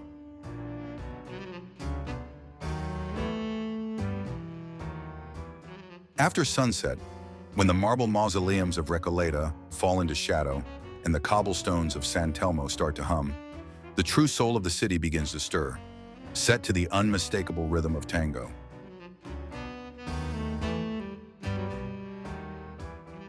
In the dimly lit bars, brothels, and working-class neighborhoods of late 19th century Buenos Aires, a new form of music began to emerge, haunting, raw, and filled with longing.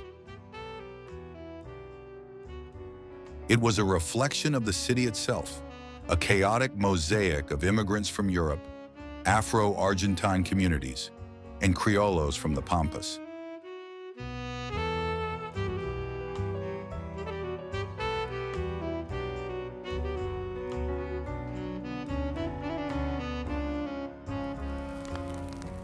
They brought their stories, their sadness, their fire, and together, they created a rhythm that couldn't be tamed.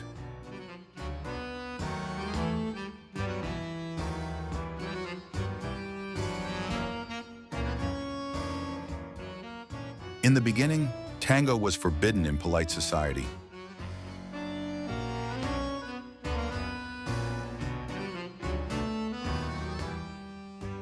It belonged to the poor, to the outsiders. But curiosity is contagious, and soon, the children of the wealthy were sneaking into the milongas, the underground dance halls, captivated by the sensuality and spontaneity of the dance.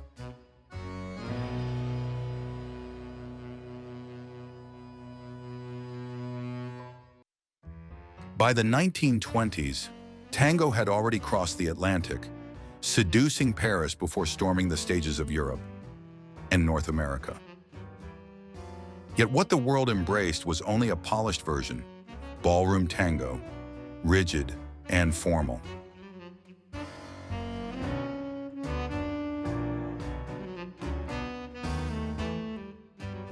Back home in Argentina, the real tango still pulsed in the back streets, closer to a whispered confession than a choreographed show.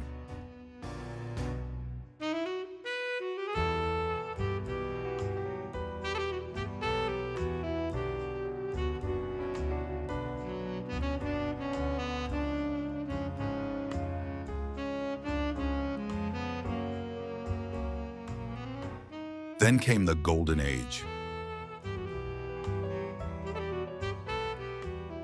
From the 1930s to the early 1950s, tango exploded in Buenos Aires.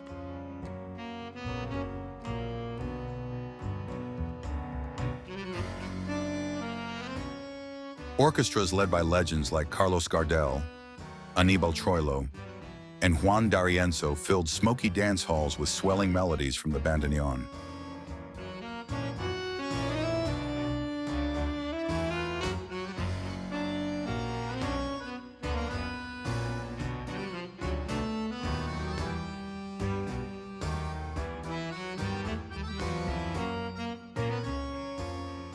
Couples glided across the floor in a tight embrace, communicating not with words, but through the subtle tension of a shoulder, a shift of weight, a held breath.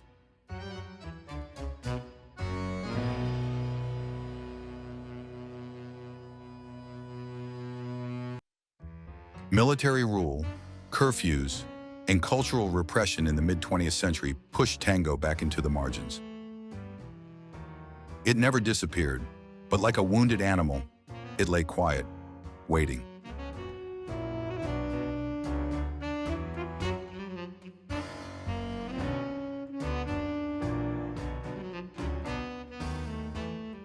For decades, it survived in whispers, at small neighborhood parties, family gatherings, late-night radio shows, until something unexpected happened.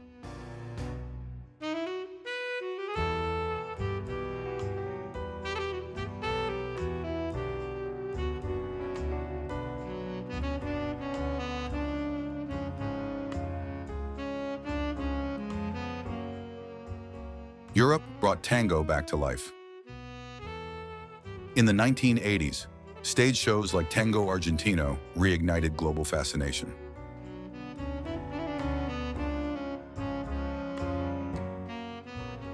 Young Argentines, inspired by their grandparents' steps and foreign admiration, returned to the dance.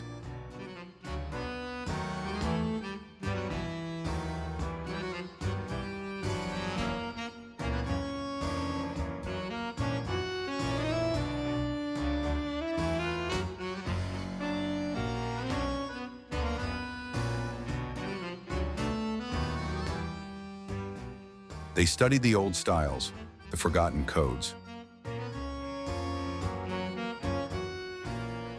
And in the crowded milongas of Buenos Aires, tango was reborn, not as nostalgia, but as a living ritual.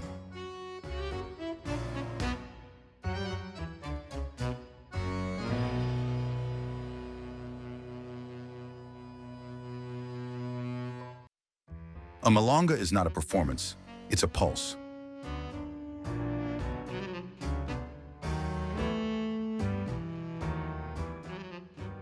In a city that never sleeps, these gatherings are sacred.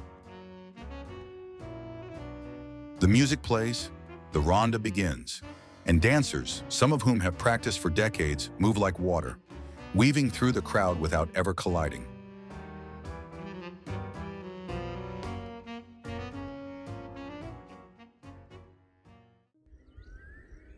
Leaving Buenos Aires, the journey heads north into the wild heart of Jujuy.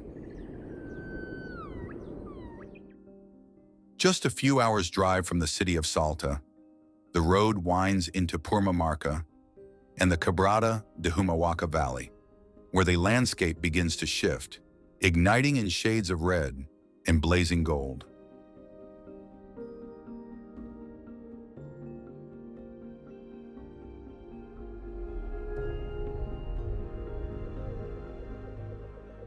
A canyon cuts across the Andes, revealing a history that stretches back 10,000 years.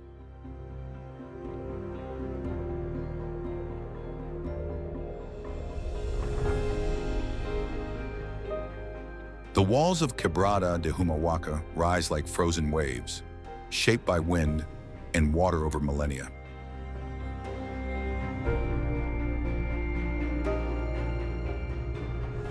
Beneath them, the Rio Grande still flows, slow, determined, wearing down rock with the quiet patience of time.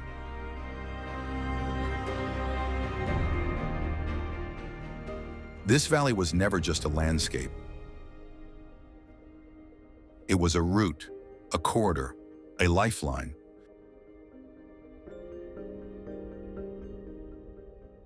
Long before asphalt or borders, caravans walked this path, carrying obsidian, stories, salt, and songs. Every stone has felt the footsteps of empires, from ancient hunter-gatherers to the Incas, and later, the Spanish crown.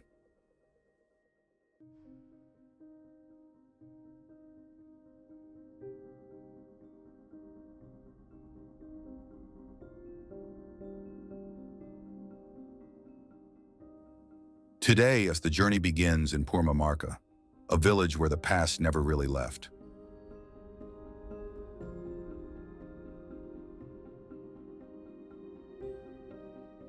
The first thing to strike the eye, a hill painted by the earth itself. The hill of 7 colors, stripes of pink, ochre, jade, violet, each one a different chapter in geological time.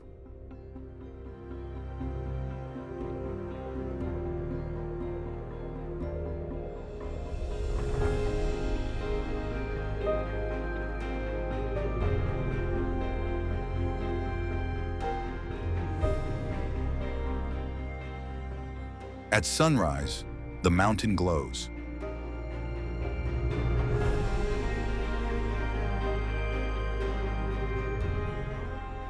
Locals say it changes throughout the day, and it's true, it never looks the same twice.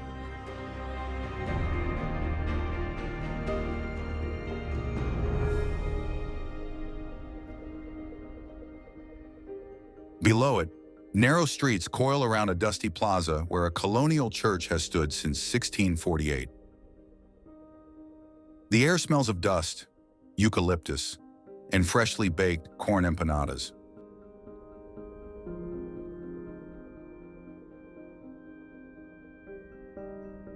The market here is no tourist setup. It's a living rhythm. Wool dyed with cochineal beetles,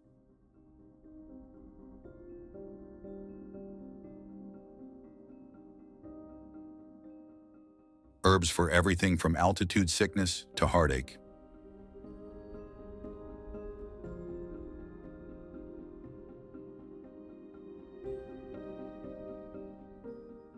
Carvings of the Pachamama, Mother Earth, sold beside plastic toys and batteries. A little farther north lies Tilcara, home to a 1,000-year-old fortress perched on a cactus-covered hill.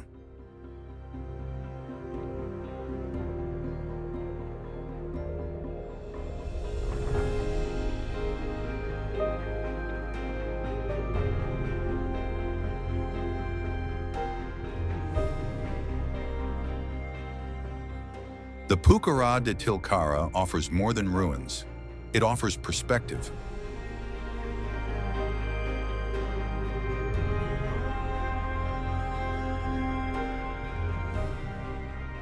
From its stone walls, the valley unfurls like a tapestry. Villages, farmland, red cliffs that blush in the afternoon light.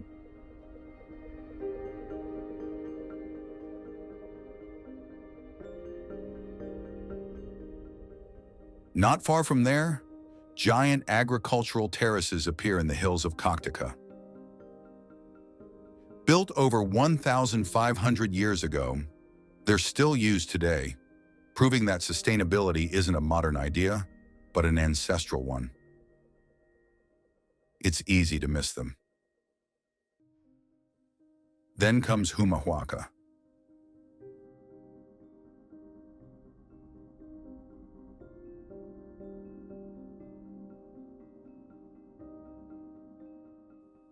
At nearly 3,000 meters above sea level, this town feels like the end of the road, and, somehow, the center of everything.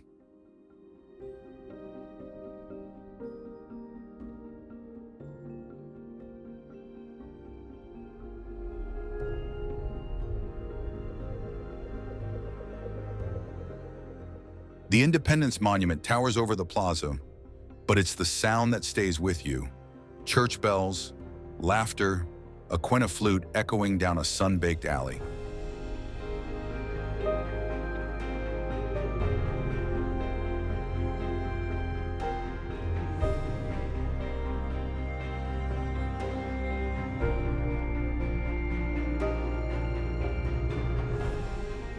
In February, the town transforms.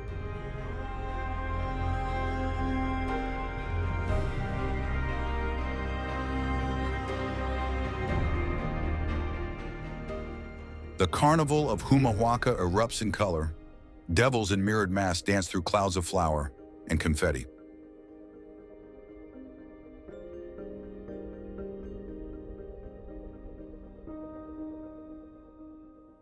This isn't a spectacle, it's a return to roots, to rebellion, to joy.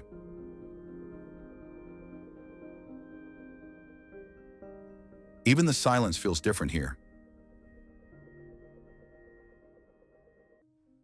Between town, the desert opens wide.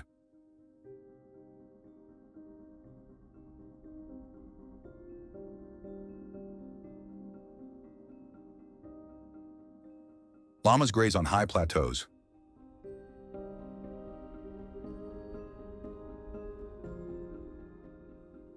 Condors circle in the thermals.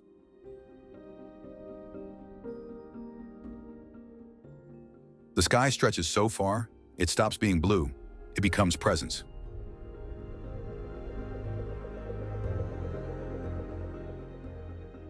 But just when it feels like there's nowhere higher to go, the road climbs again.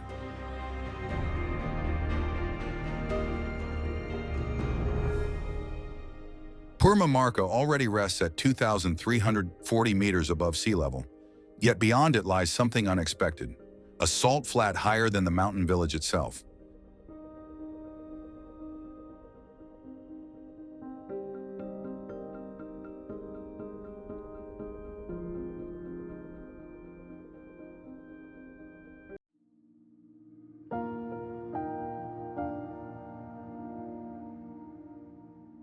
The Salinas Grandes salt flats hold more than just salt.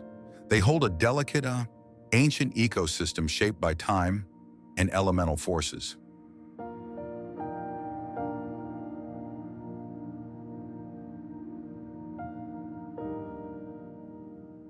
Do you know that the people living near Salinas Grandes have been harvesting salt to sell for hundreds, if not thousands of years? For centuries, perhaps millennia, the people who live along its edges have harvested salt, guided not by machines, but by sun, wind, and memory.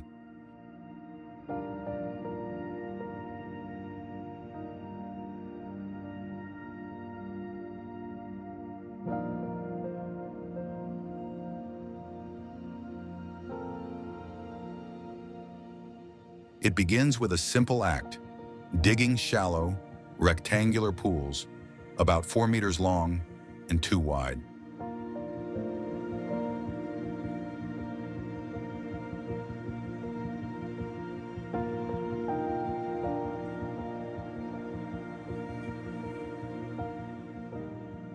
These are crystallization ponds, designed to catch mineral-rich water from underground veins.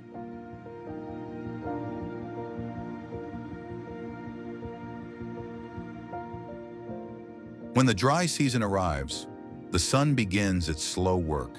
Evaporation pulls water skyward.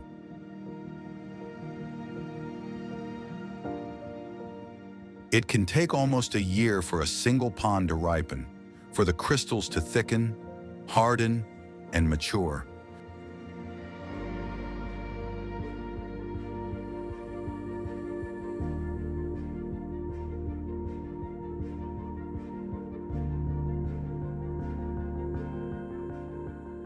Then the harvest begins.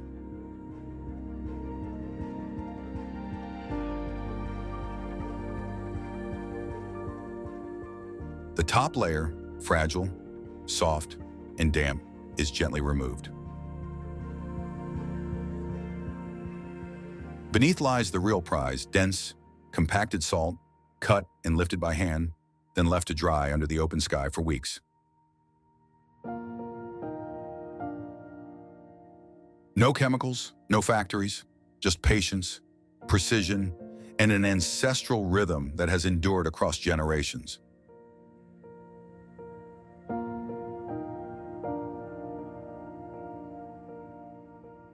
This isn't industrial, it's cultural, it's survival.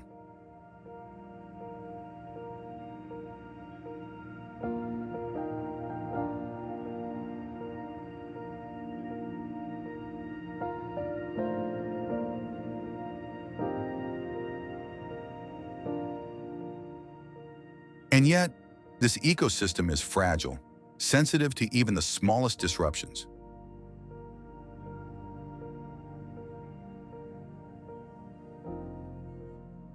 The salt flats were formed by an intricate, ancient process of salinization in enclosed inland basins. Over vast geological time, wet and dry cycles caused water to evaporate and minerals to crystallize, layer by layer. Volcanic eruptions added further complexity, scattering additional minerals across the basin.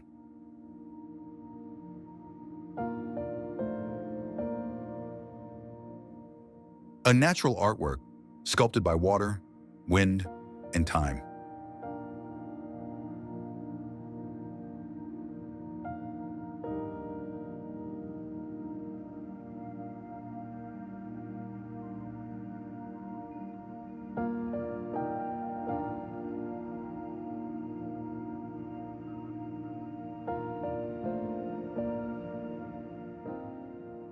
Summers can reach 28 degrees Celsius, but it's the violent contrast between day and night that defines the rhythm of life here.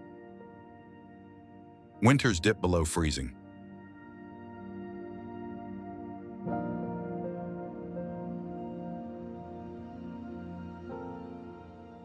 Rainfall is scarce, just 300 to 400 millimeters per year.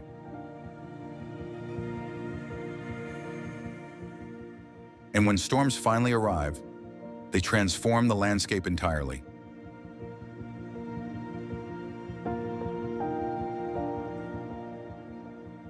A shallow film of water spreads across the crust, turning the entire flat into a mirror of the sky, a dreamlike canvas reflecting clouds, stars, and mountains.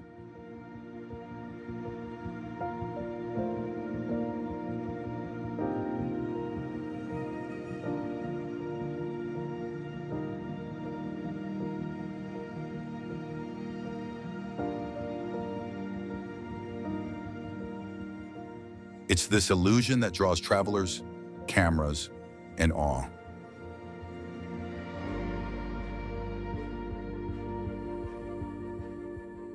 But for the people of Salinas Grandes, salt is more than scenery.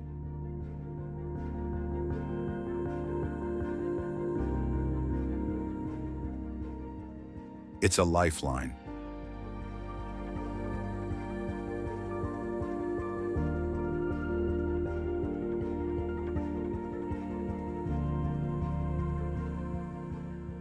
Long before tourism, trade caravans crossed this shimmering plain, following ancient routes through the Andes.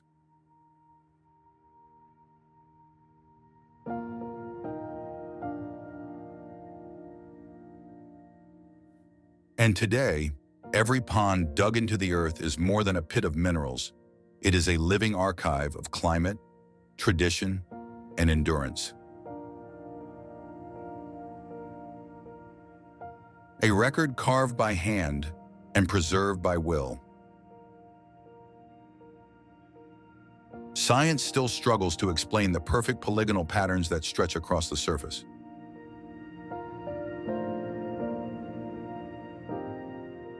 Some say they form when the crust cracks under heat.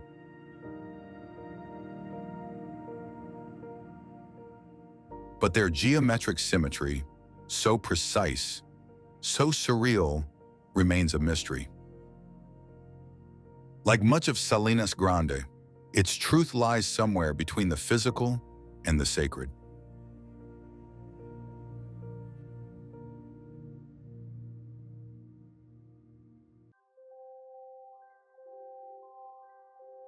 Leaving behind the blinding white salt flats of Salinas Grande, the journey drifts southward.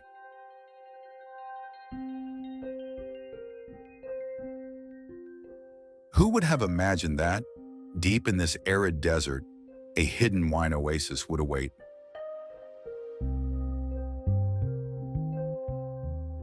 Welcome to Cafayate, the heart of northern Argentina's wine country, a well-kept secret nestled among sun-scorched valleys and red earth.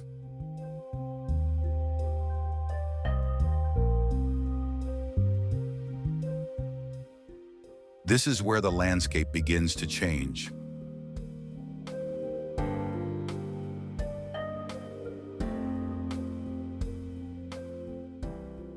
The air turns drier, the soil reddens, and wind and sunlight have etched a geological memory into every ridge and valley. At an altitude of around 1,680 meters, Cafayate greets the sun like an old companion. Here, vineyards stretch far and wide, rooted in dry air and sandy soil, thriving against the odds in this thin, high-altitude atmosphere.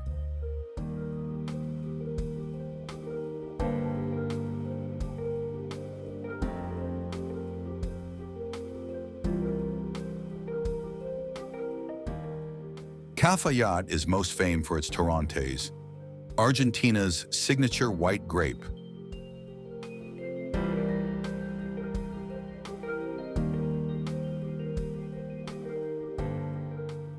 It flourishes in the dry climate, where hot days and chilly nights create dramatic temperature swings.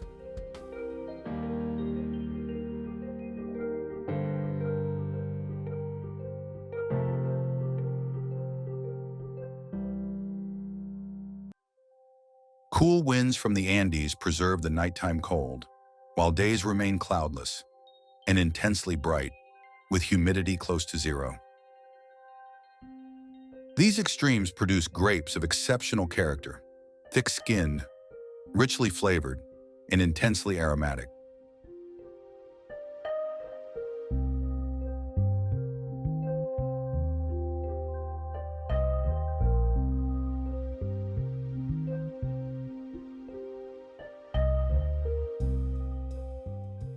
Torrontés wine here shimmers with a warm golden hue, carrying delicate notes of orange blossom, lychee, pineapple, and citrus zest. Its acidity is refreshing, its finish clean and lingering, a perfect match for a blazing summer afternoon. But more than a drink, it is a living embodiment of altitude, soil, and soul, a bottled reflection of this rugged highland land.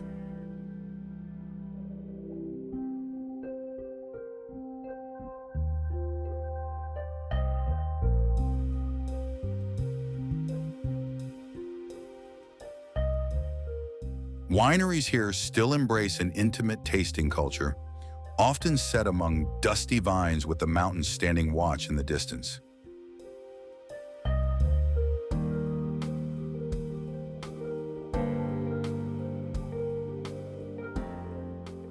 Unlike Mendoza, Cafayate remains quiet, unspoiled, and profoundly authentic.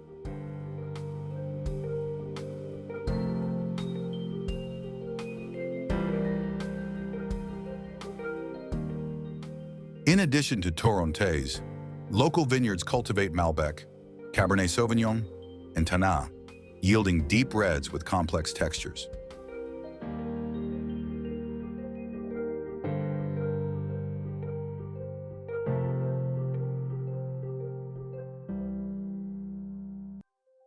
Malbec from Cafayate is dark and robust, with notes of black fruit, vanilla, and a smoky finish.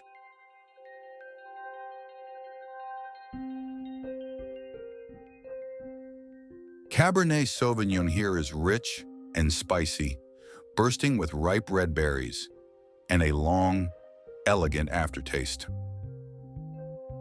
Since the late 20th century, Cafayate has been officially recognized as a distinct geographical indication within the Salta wine region, a proud mark of its unique terroir, displayed on every bottle like a seal of heritage. Yet Cafayate's charm is not only found in its wines, but in its graceful town center, wrapped around a colonial plaza where life moves gently. At its heart, the Church of Our Lady of the Rosary glows in the sunlight, a quiet sentinel of this vinous land.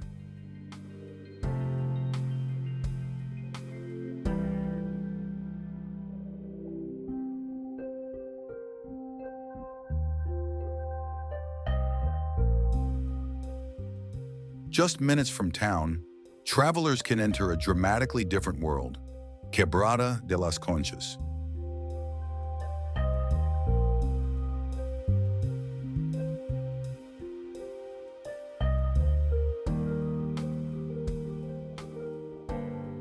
This natural gorge lies within the Calchaquí Valley, where rock walls blaze in crimson and amber.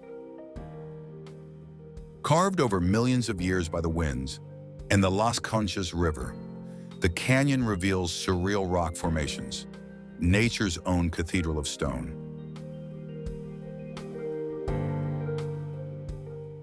Along Route 68, the lifeline of Quebrada, every turn unveils a geological wonder. Each rock structure shifts in color with the light, from deep red to soft gold. The wind whispers through the canyons like the ancient music of the land itself.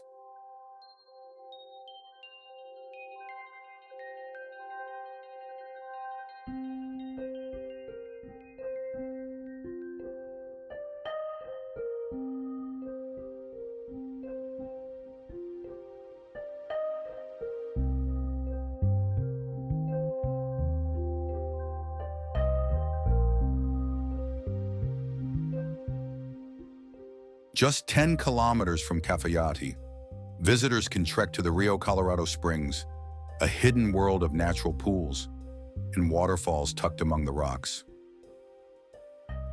The trail winds through raw terrain where stone, water, and wild grasses intertwine in silence. Here in the hush of Quebrada, time slows and the senses awaken to something deeper, older.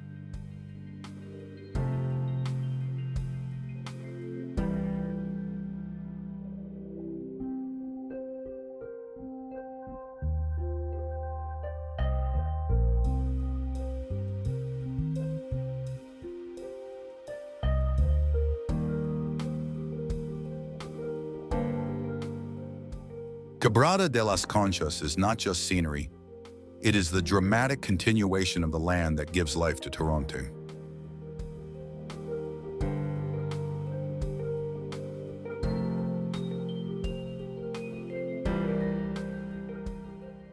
Here, stone meets vine, wind meets sun, red soil meets the golden scent of wine.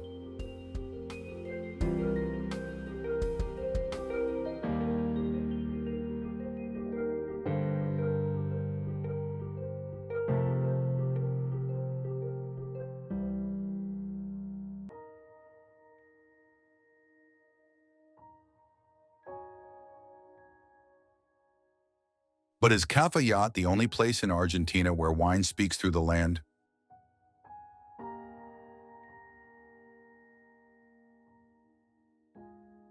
Hardly.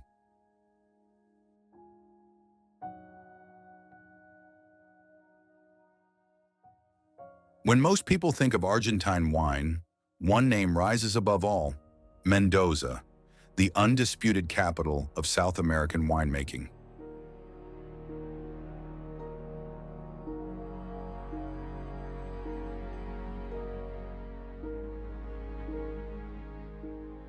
Set on the eastern edge of the Andes, Mendoza rises like a living city in the desert, where water, sunlight, and stone conjure the quiet miracle of life.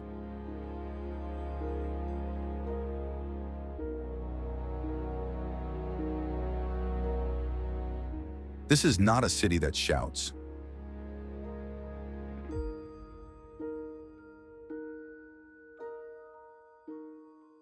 It breathes slowly, as if even time pauses to sip the golden light spilling across terracotta rooftops.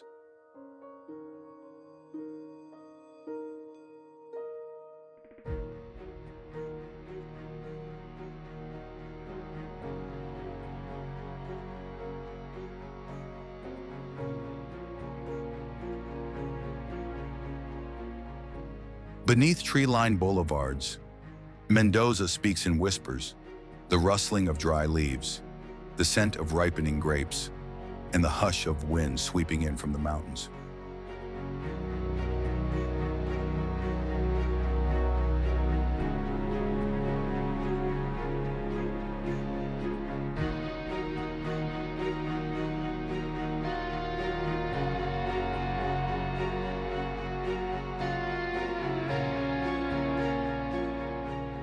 Where snow often cloaks jagged peaks, and the plains lie cracked and arid, everything here is the result of nature's ruthless selection.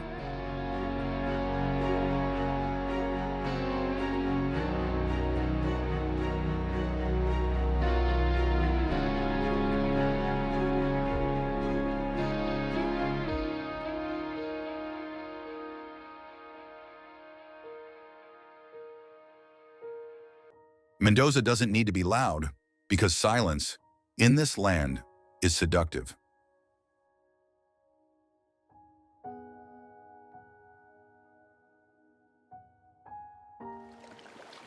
You listen.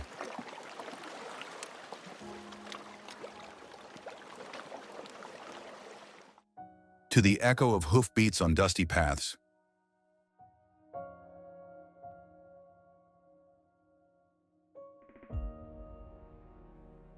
to the music of vineyards stretching far beyond the horizon.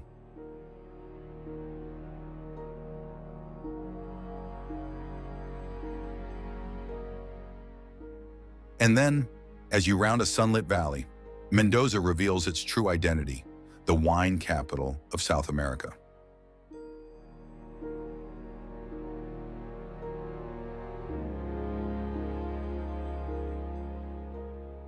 Over 76% of Argentina's vineyards are planted here.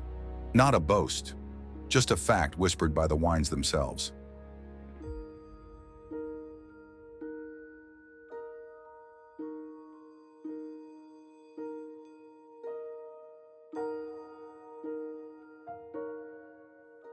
Fed by glacial melt from Mount Aconcagua, the tallest peak in the Americas, each drop of water seeps into the soil and quietly gives life to grapes shaped by extremes.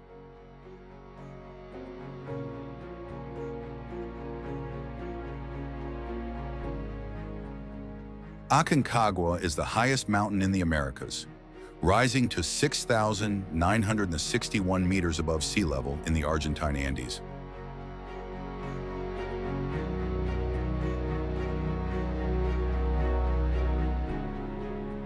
Often called the roof of the Western Hemisphere, it stands as a silent guardian over the arid landscapes of Mendoza province.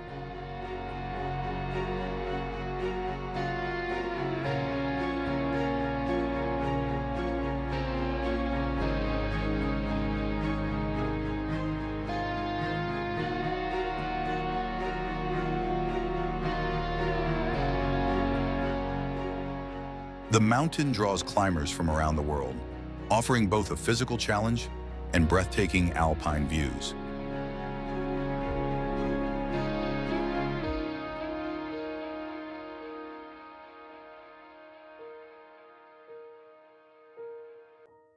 Its summit, covered in snow and ice, can be reached without technical climbing gear via the normal route.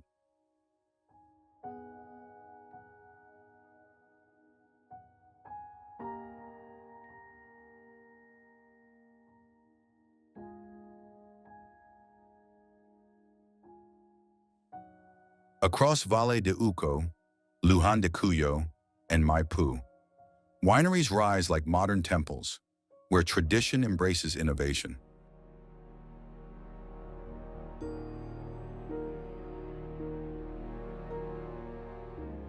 Some use century-old concrete vats, others age their wines in French oak barrels. But all chase the same goal: purity, depth, and truth in every bottle.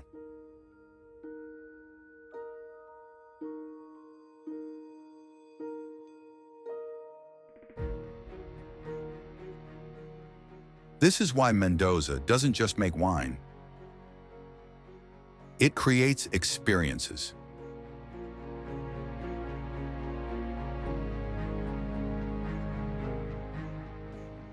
Here, travelers cycle through vineyards that never seem to end, pause under the midday sun, and taste wine steps away from where it was born.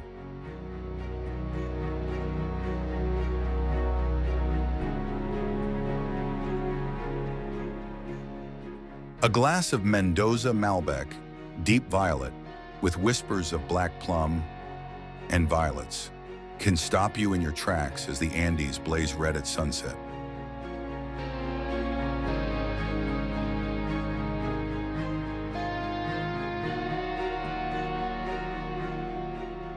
It isn't just a drink. It's a welcome, silent but profound.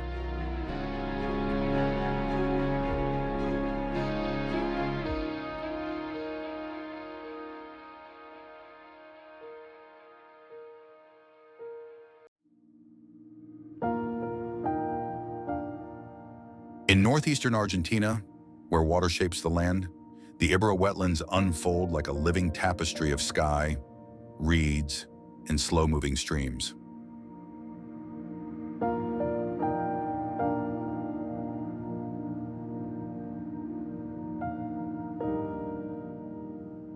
This vast wilderness spans more than 13,000 square kilometers, making it one of the largest freshwater ecosystems in South America.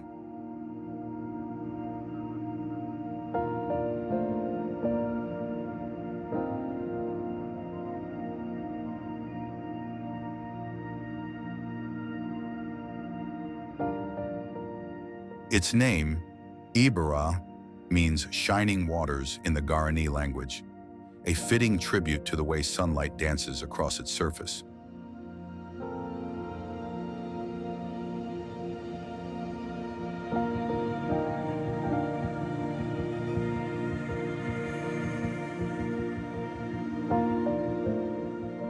Capybaras graze the flooded grasslands at dawn, their silhouettes framed by palm trees and golden mist.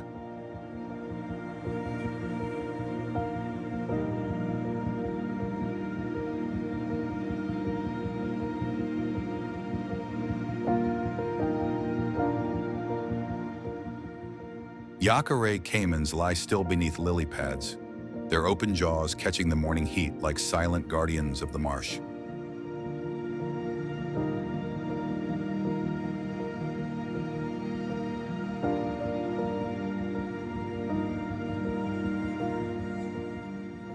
Overhead, spoonbills and ibis return to their roosts, stitching vibrant lines across the pastel sky.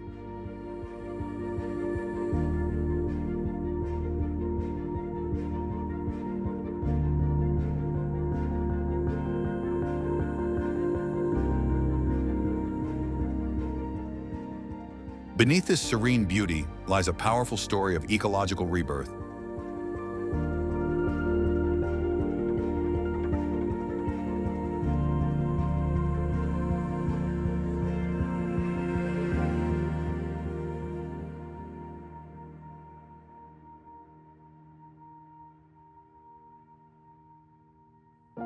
Just 3 decades ago, Ibera was a forgotten place, overgrazed, hunted, and stripped of many native species.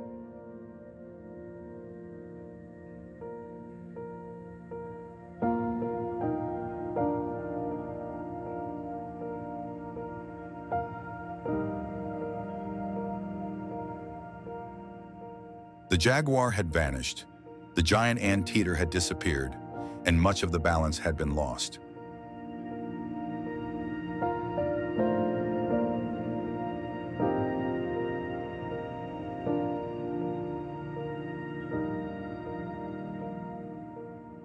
Then came a vision, led by Doug and Christine Tompkins, to rewild Ibera and return it to its original rhythm.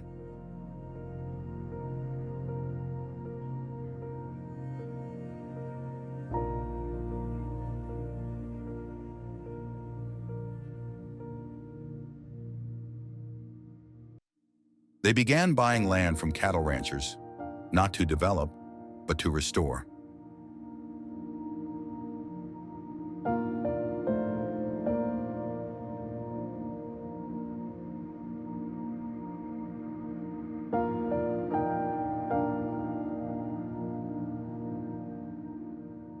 Inspired by Yellowstone's success in reintroducing wolves, they wondered, could the jaguar come home again?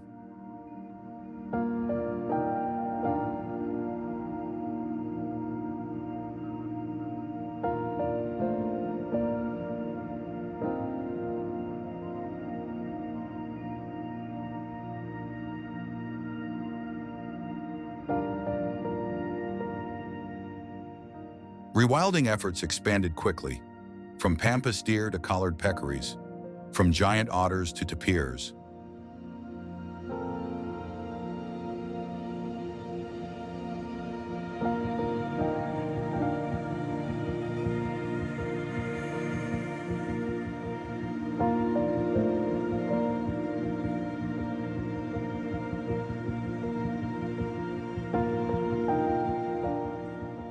San Alonso Island became the heart of this mission, where jaguars were raised in near-wild conditions.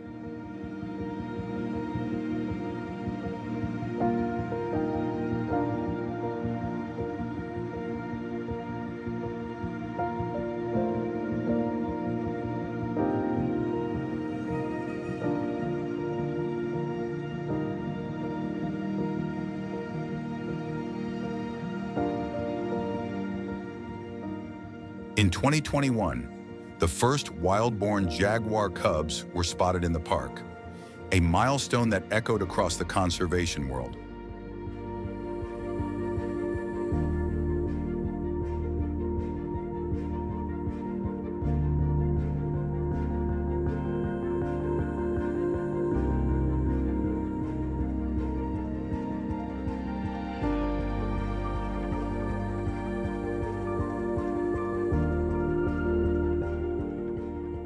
Today, Ibera is not only a refuge for wildlife, but also for travelers seeking something rare and meaningful.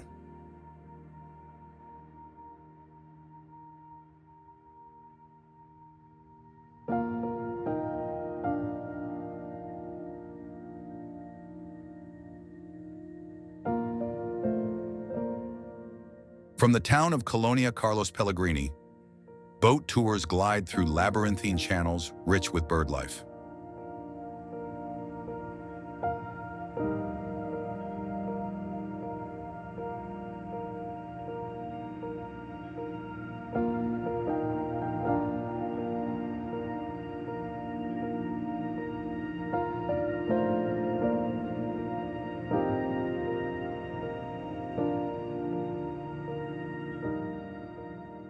Horseback rides along old ranch trails revive the spirit of the Criollo gauchos who once called this land home.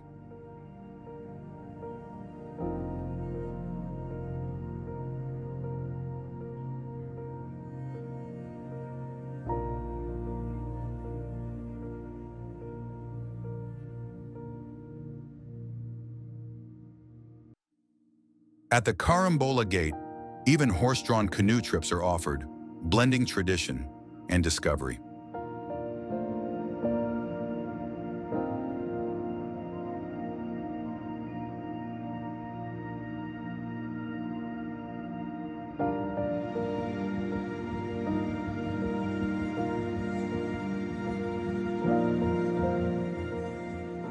By evening, the wetlands shimmer like liquid metal, and the air fills with birdsong and the low call of deer in the reeds.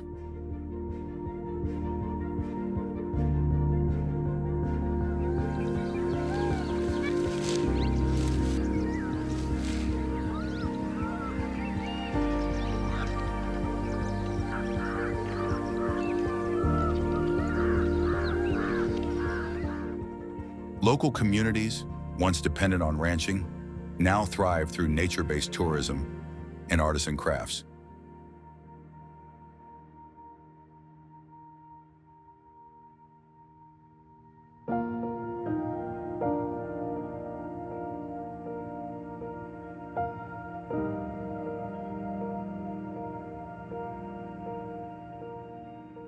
Each journey into Ibera becomes part of a larger cycle, not just of nature, but of hope and restoration.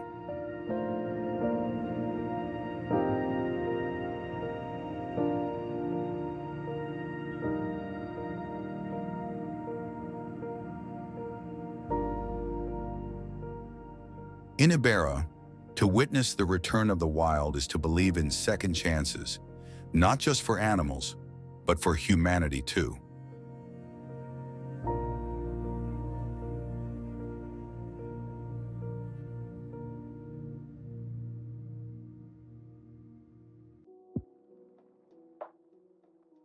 Is there anywhere else where you can ski in the morning, go trekking by late afternoon, and end the day with a cup of hot chocolate by the fireplace?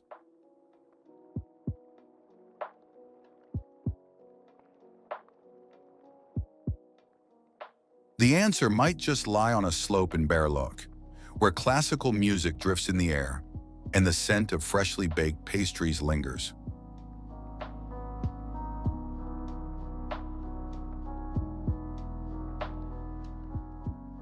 Here, memories don't need to be distant. They live in cobblestone streets, in flower-filled cafes, and in the sweetness that melts on your tongue.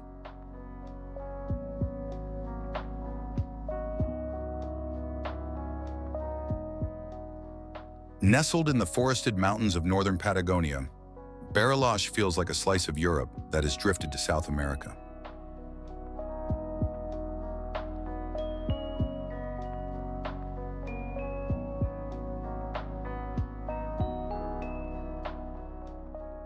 The city rests along the shores of Lake Nahuahuapi, whose crystal waters reflect snow-capped peaks in the distance.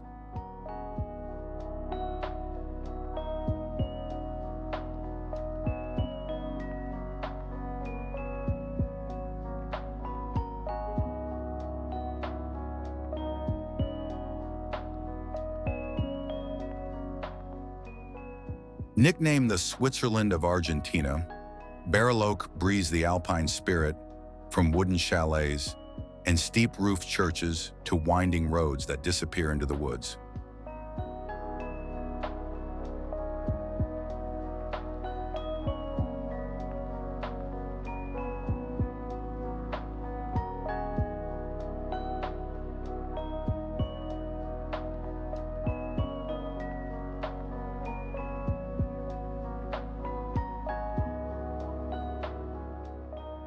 Could it be that this is a forgotten corner of Switzerland, carried southward by time?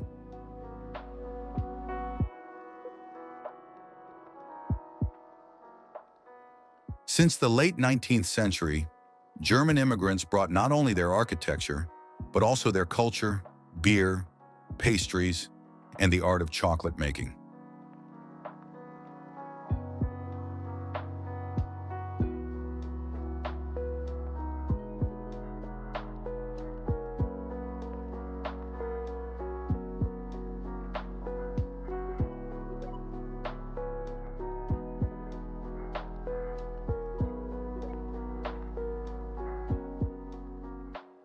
Today, Bariloche is known as the chocolate capital of Argentina, home to dozens of artisanal chocolate shops like Mamushka, Rapa Nui, and Benroth.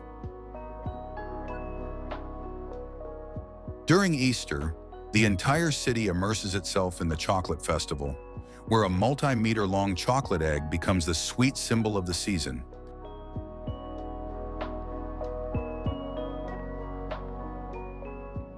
But Bariloche is more than that.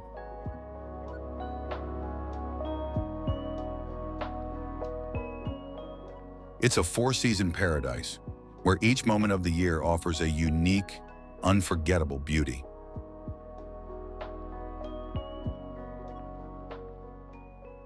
In winter, Bariloche wears a pure white coat of snow and becomes the most famous ski destination in South America.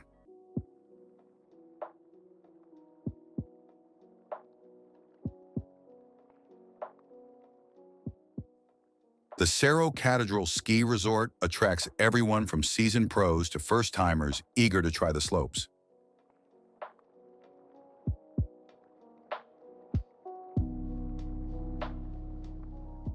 Every ridge and hillside seems made to welcome skis and the echo of laughter on soft snow.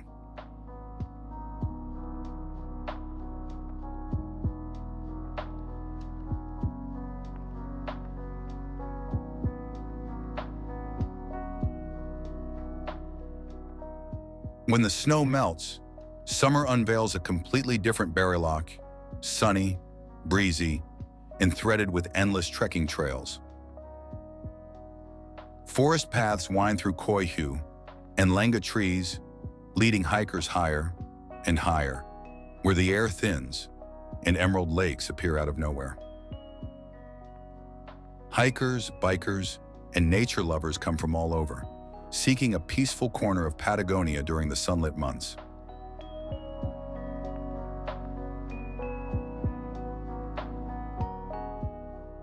One unmissable spot is Cerro Campanario, which National Geographic once named among the top 10 views in the world.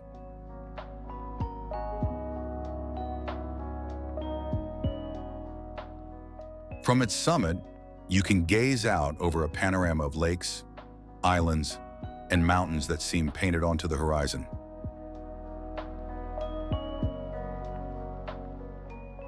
All it takes is a cold beer and a windless afternoon to sit in silence for hours.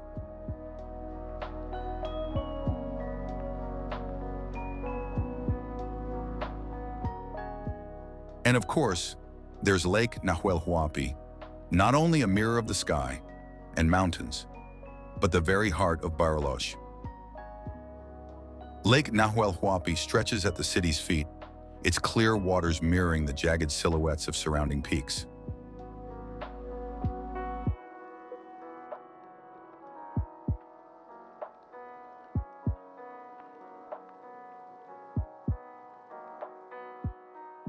Forests of coihue and lenga sweep across the slopes, forming a sanctuary for pumas, condors, and the elusive Andean deer.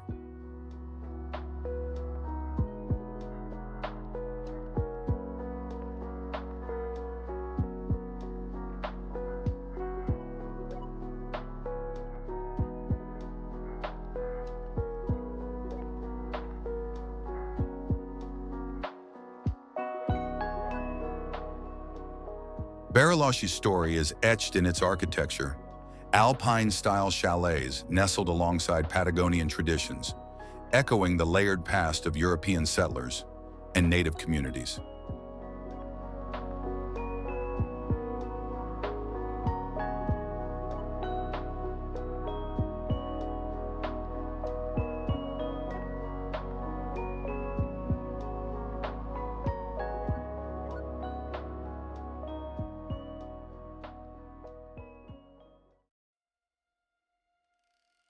Hidden deep within the heart of Patagonia lies an ancient forest, where time seems to stand still.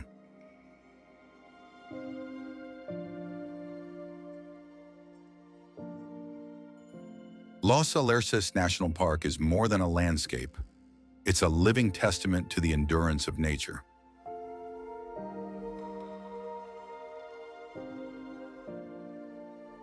Here, towering Alerce trees have stretched skyward for over 3,000 years.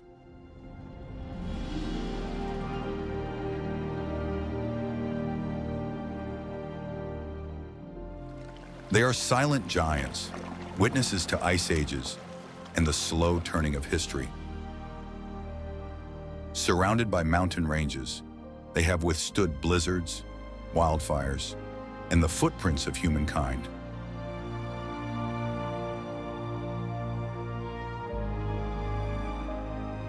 Beneath their millennia-old canopy, sunlight filters through like shimmering fragments of memory.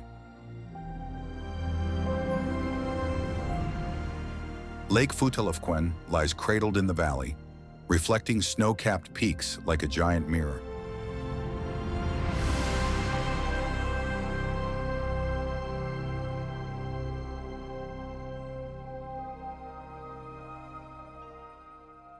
Its deep blue waters are so still that every ripple feels sacred.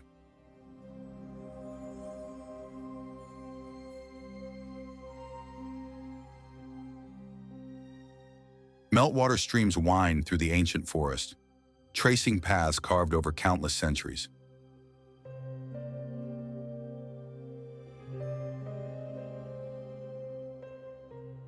Each drop of water seems to carry the breath of ancient glaciers.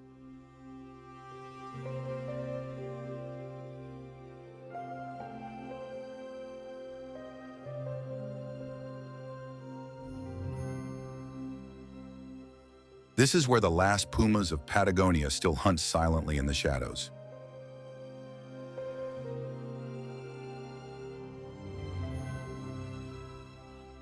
High above, Andean condors soar with outstretched wings, searching for life across this timeless land.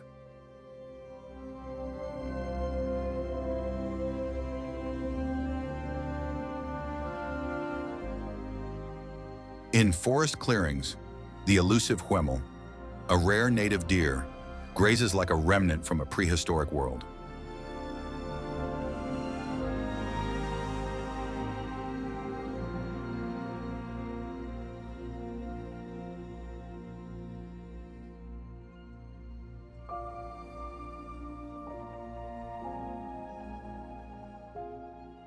The ecosystem moves slowly, patiently, as if rejecting the haste of the modern age. There is no city noise here, no machine-cut scars, only the sound of water lapping gently at the rocky shore.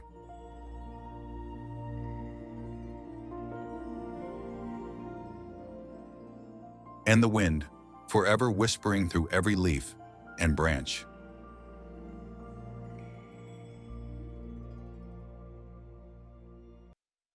On early mornings, mist drifts low between the tree trunks, creating scenes as dreamlike as fairy tales.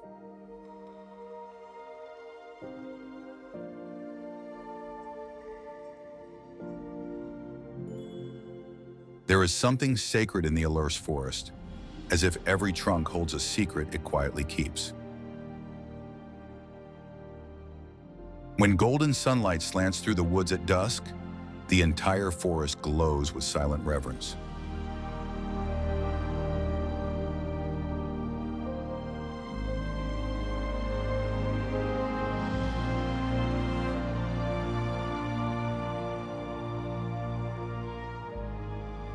Narrow trails lead deeper into the forest, where human footprints fade, giving way to untouched wilderness.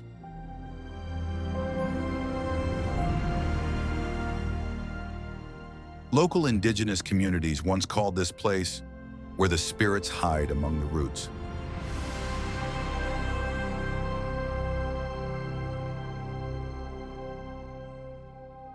Not every place allows you to see time, but in Los Alerces, you truly can.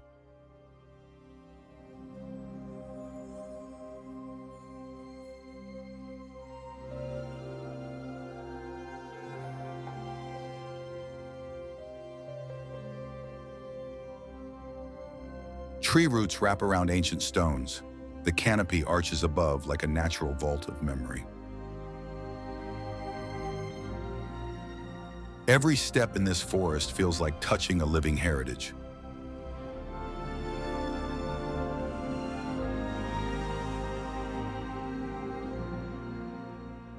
Who will live longer, humans or the Alerce trees?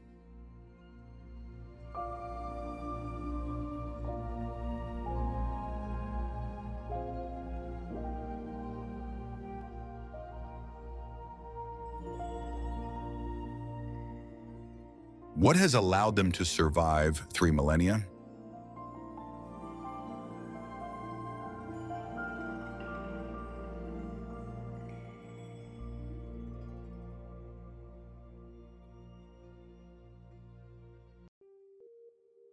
Along the border between Argentina and Chile, a wild world awaits discovery. Lanin National Park is not only a natural wonder, it is a cultural treasure, nestled in the heart of Patagonia's mystical landscape.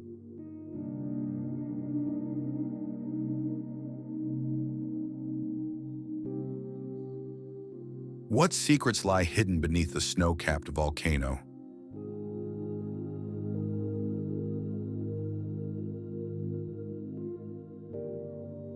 Mount Lanin, standing nearly 3,800 meters tall, rises like a silent challenge to nature itself.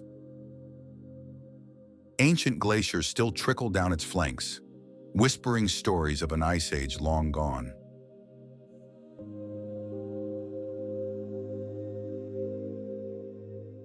This is not just the tallest peak in the region, it is the sacred heart of the local Mapuche beliefs.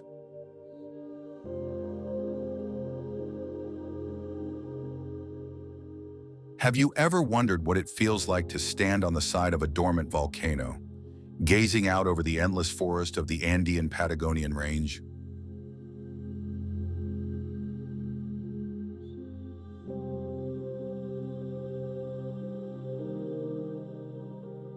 At the mountain's feet lies Lake Huechulavquén, a glacial jewel stretching over 30 kilometers, where the reflection of Mount Lanin dances on every ripple.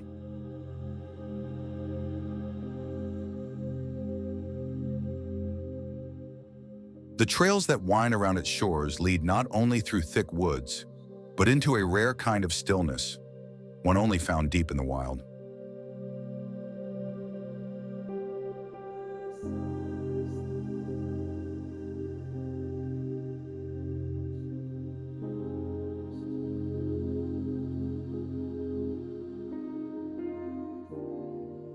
Step into a fairy tale forest where ancient trees, araucarias, roble oaks, raleigh beeches stand with bark rough as old memory. Their trunks seem to hold untold stories, and their branches, reaching skyward, resemble arms trying to touch the divine.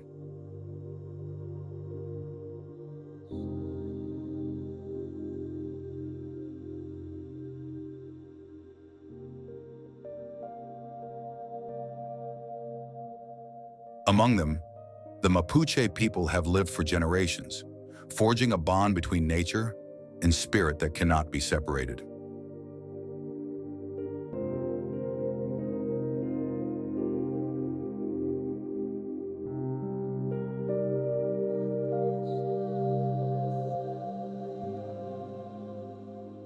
Each ring within these 1,000-year-old trunks tells of climate shifts, and ancestral lessons.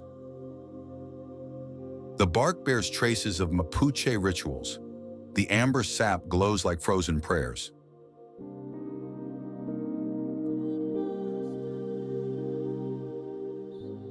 When night falls, the echo of the Carpintero Negro, guardian of the forest, joins the murmured chants in Mapudungun around the fire, creating an eternal symphony of life.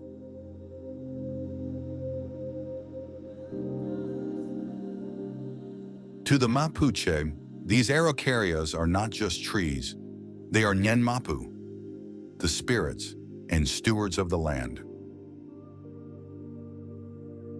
To protect them is not a duty, but a sacred coexistence.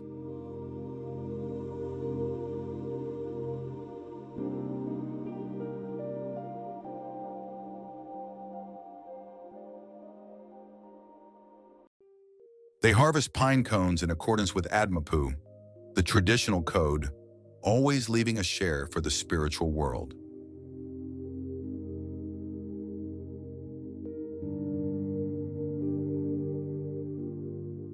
For every shadow cast by a branch is seen as a bridge between humans and Genachin, the creator.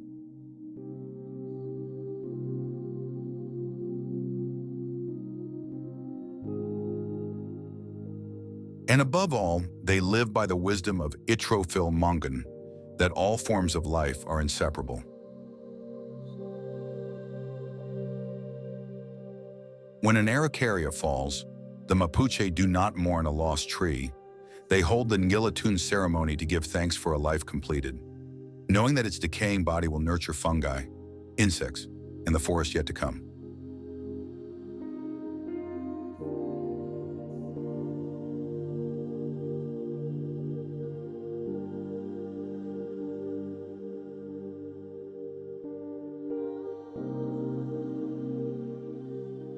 They say Argentina is a world in one country.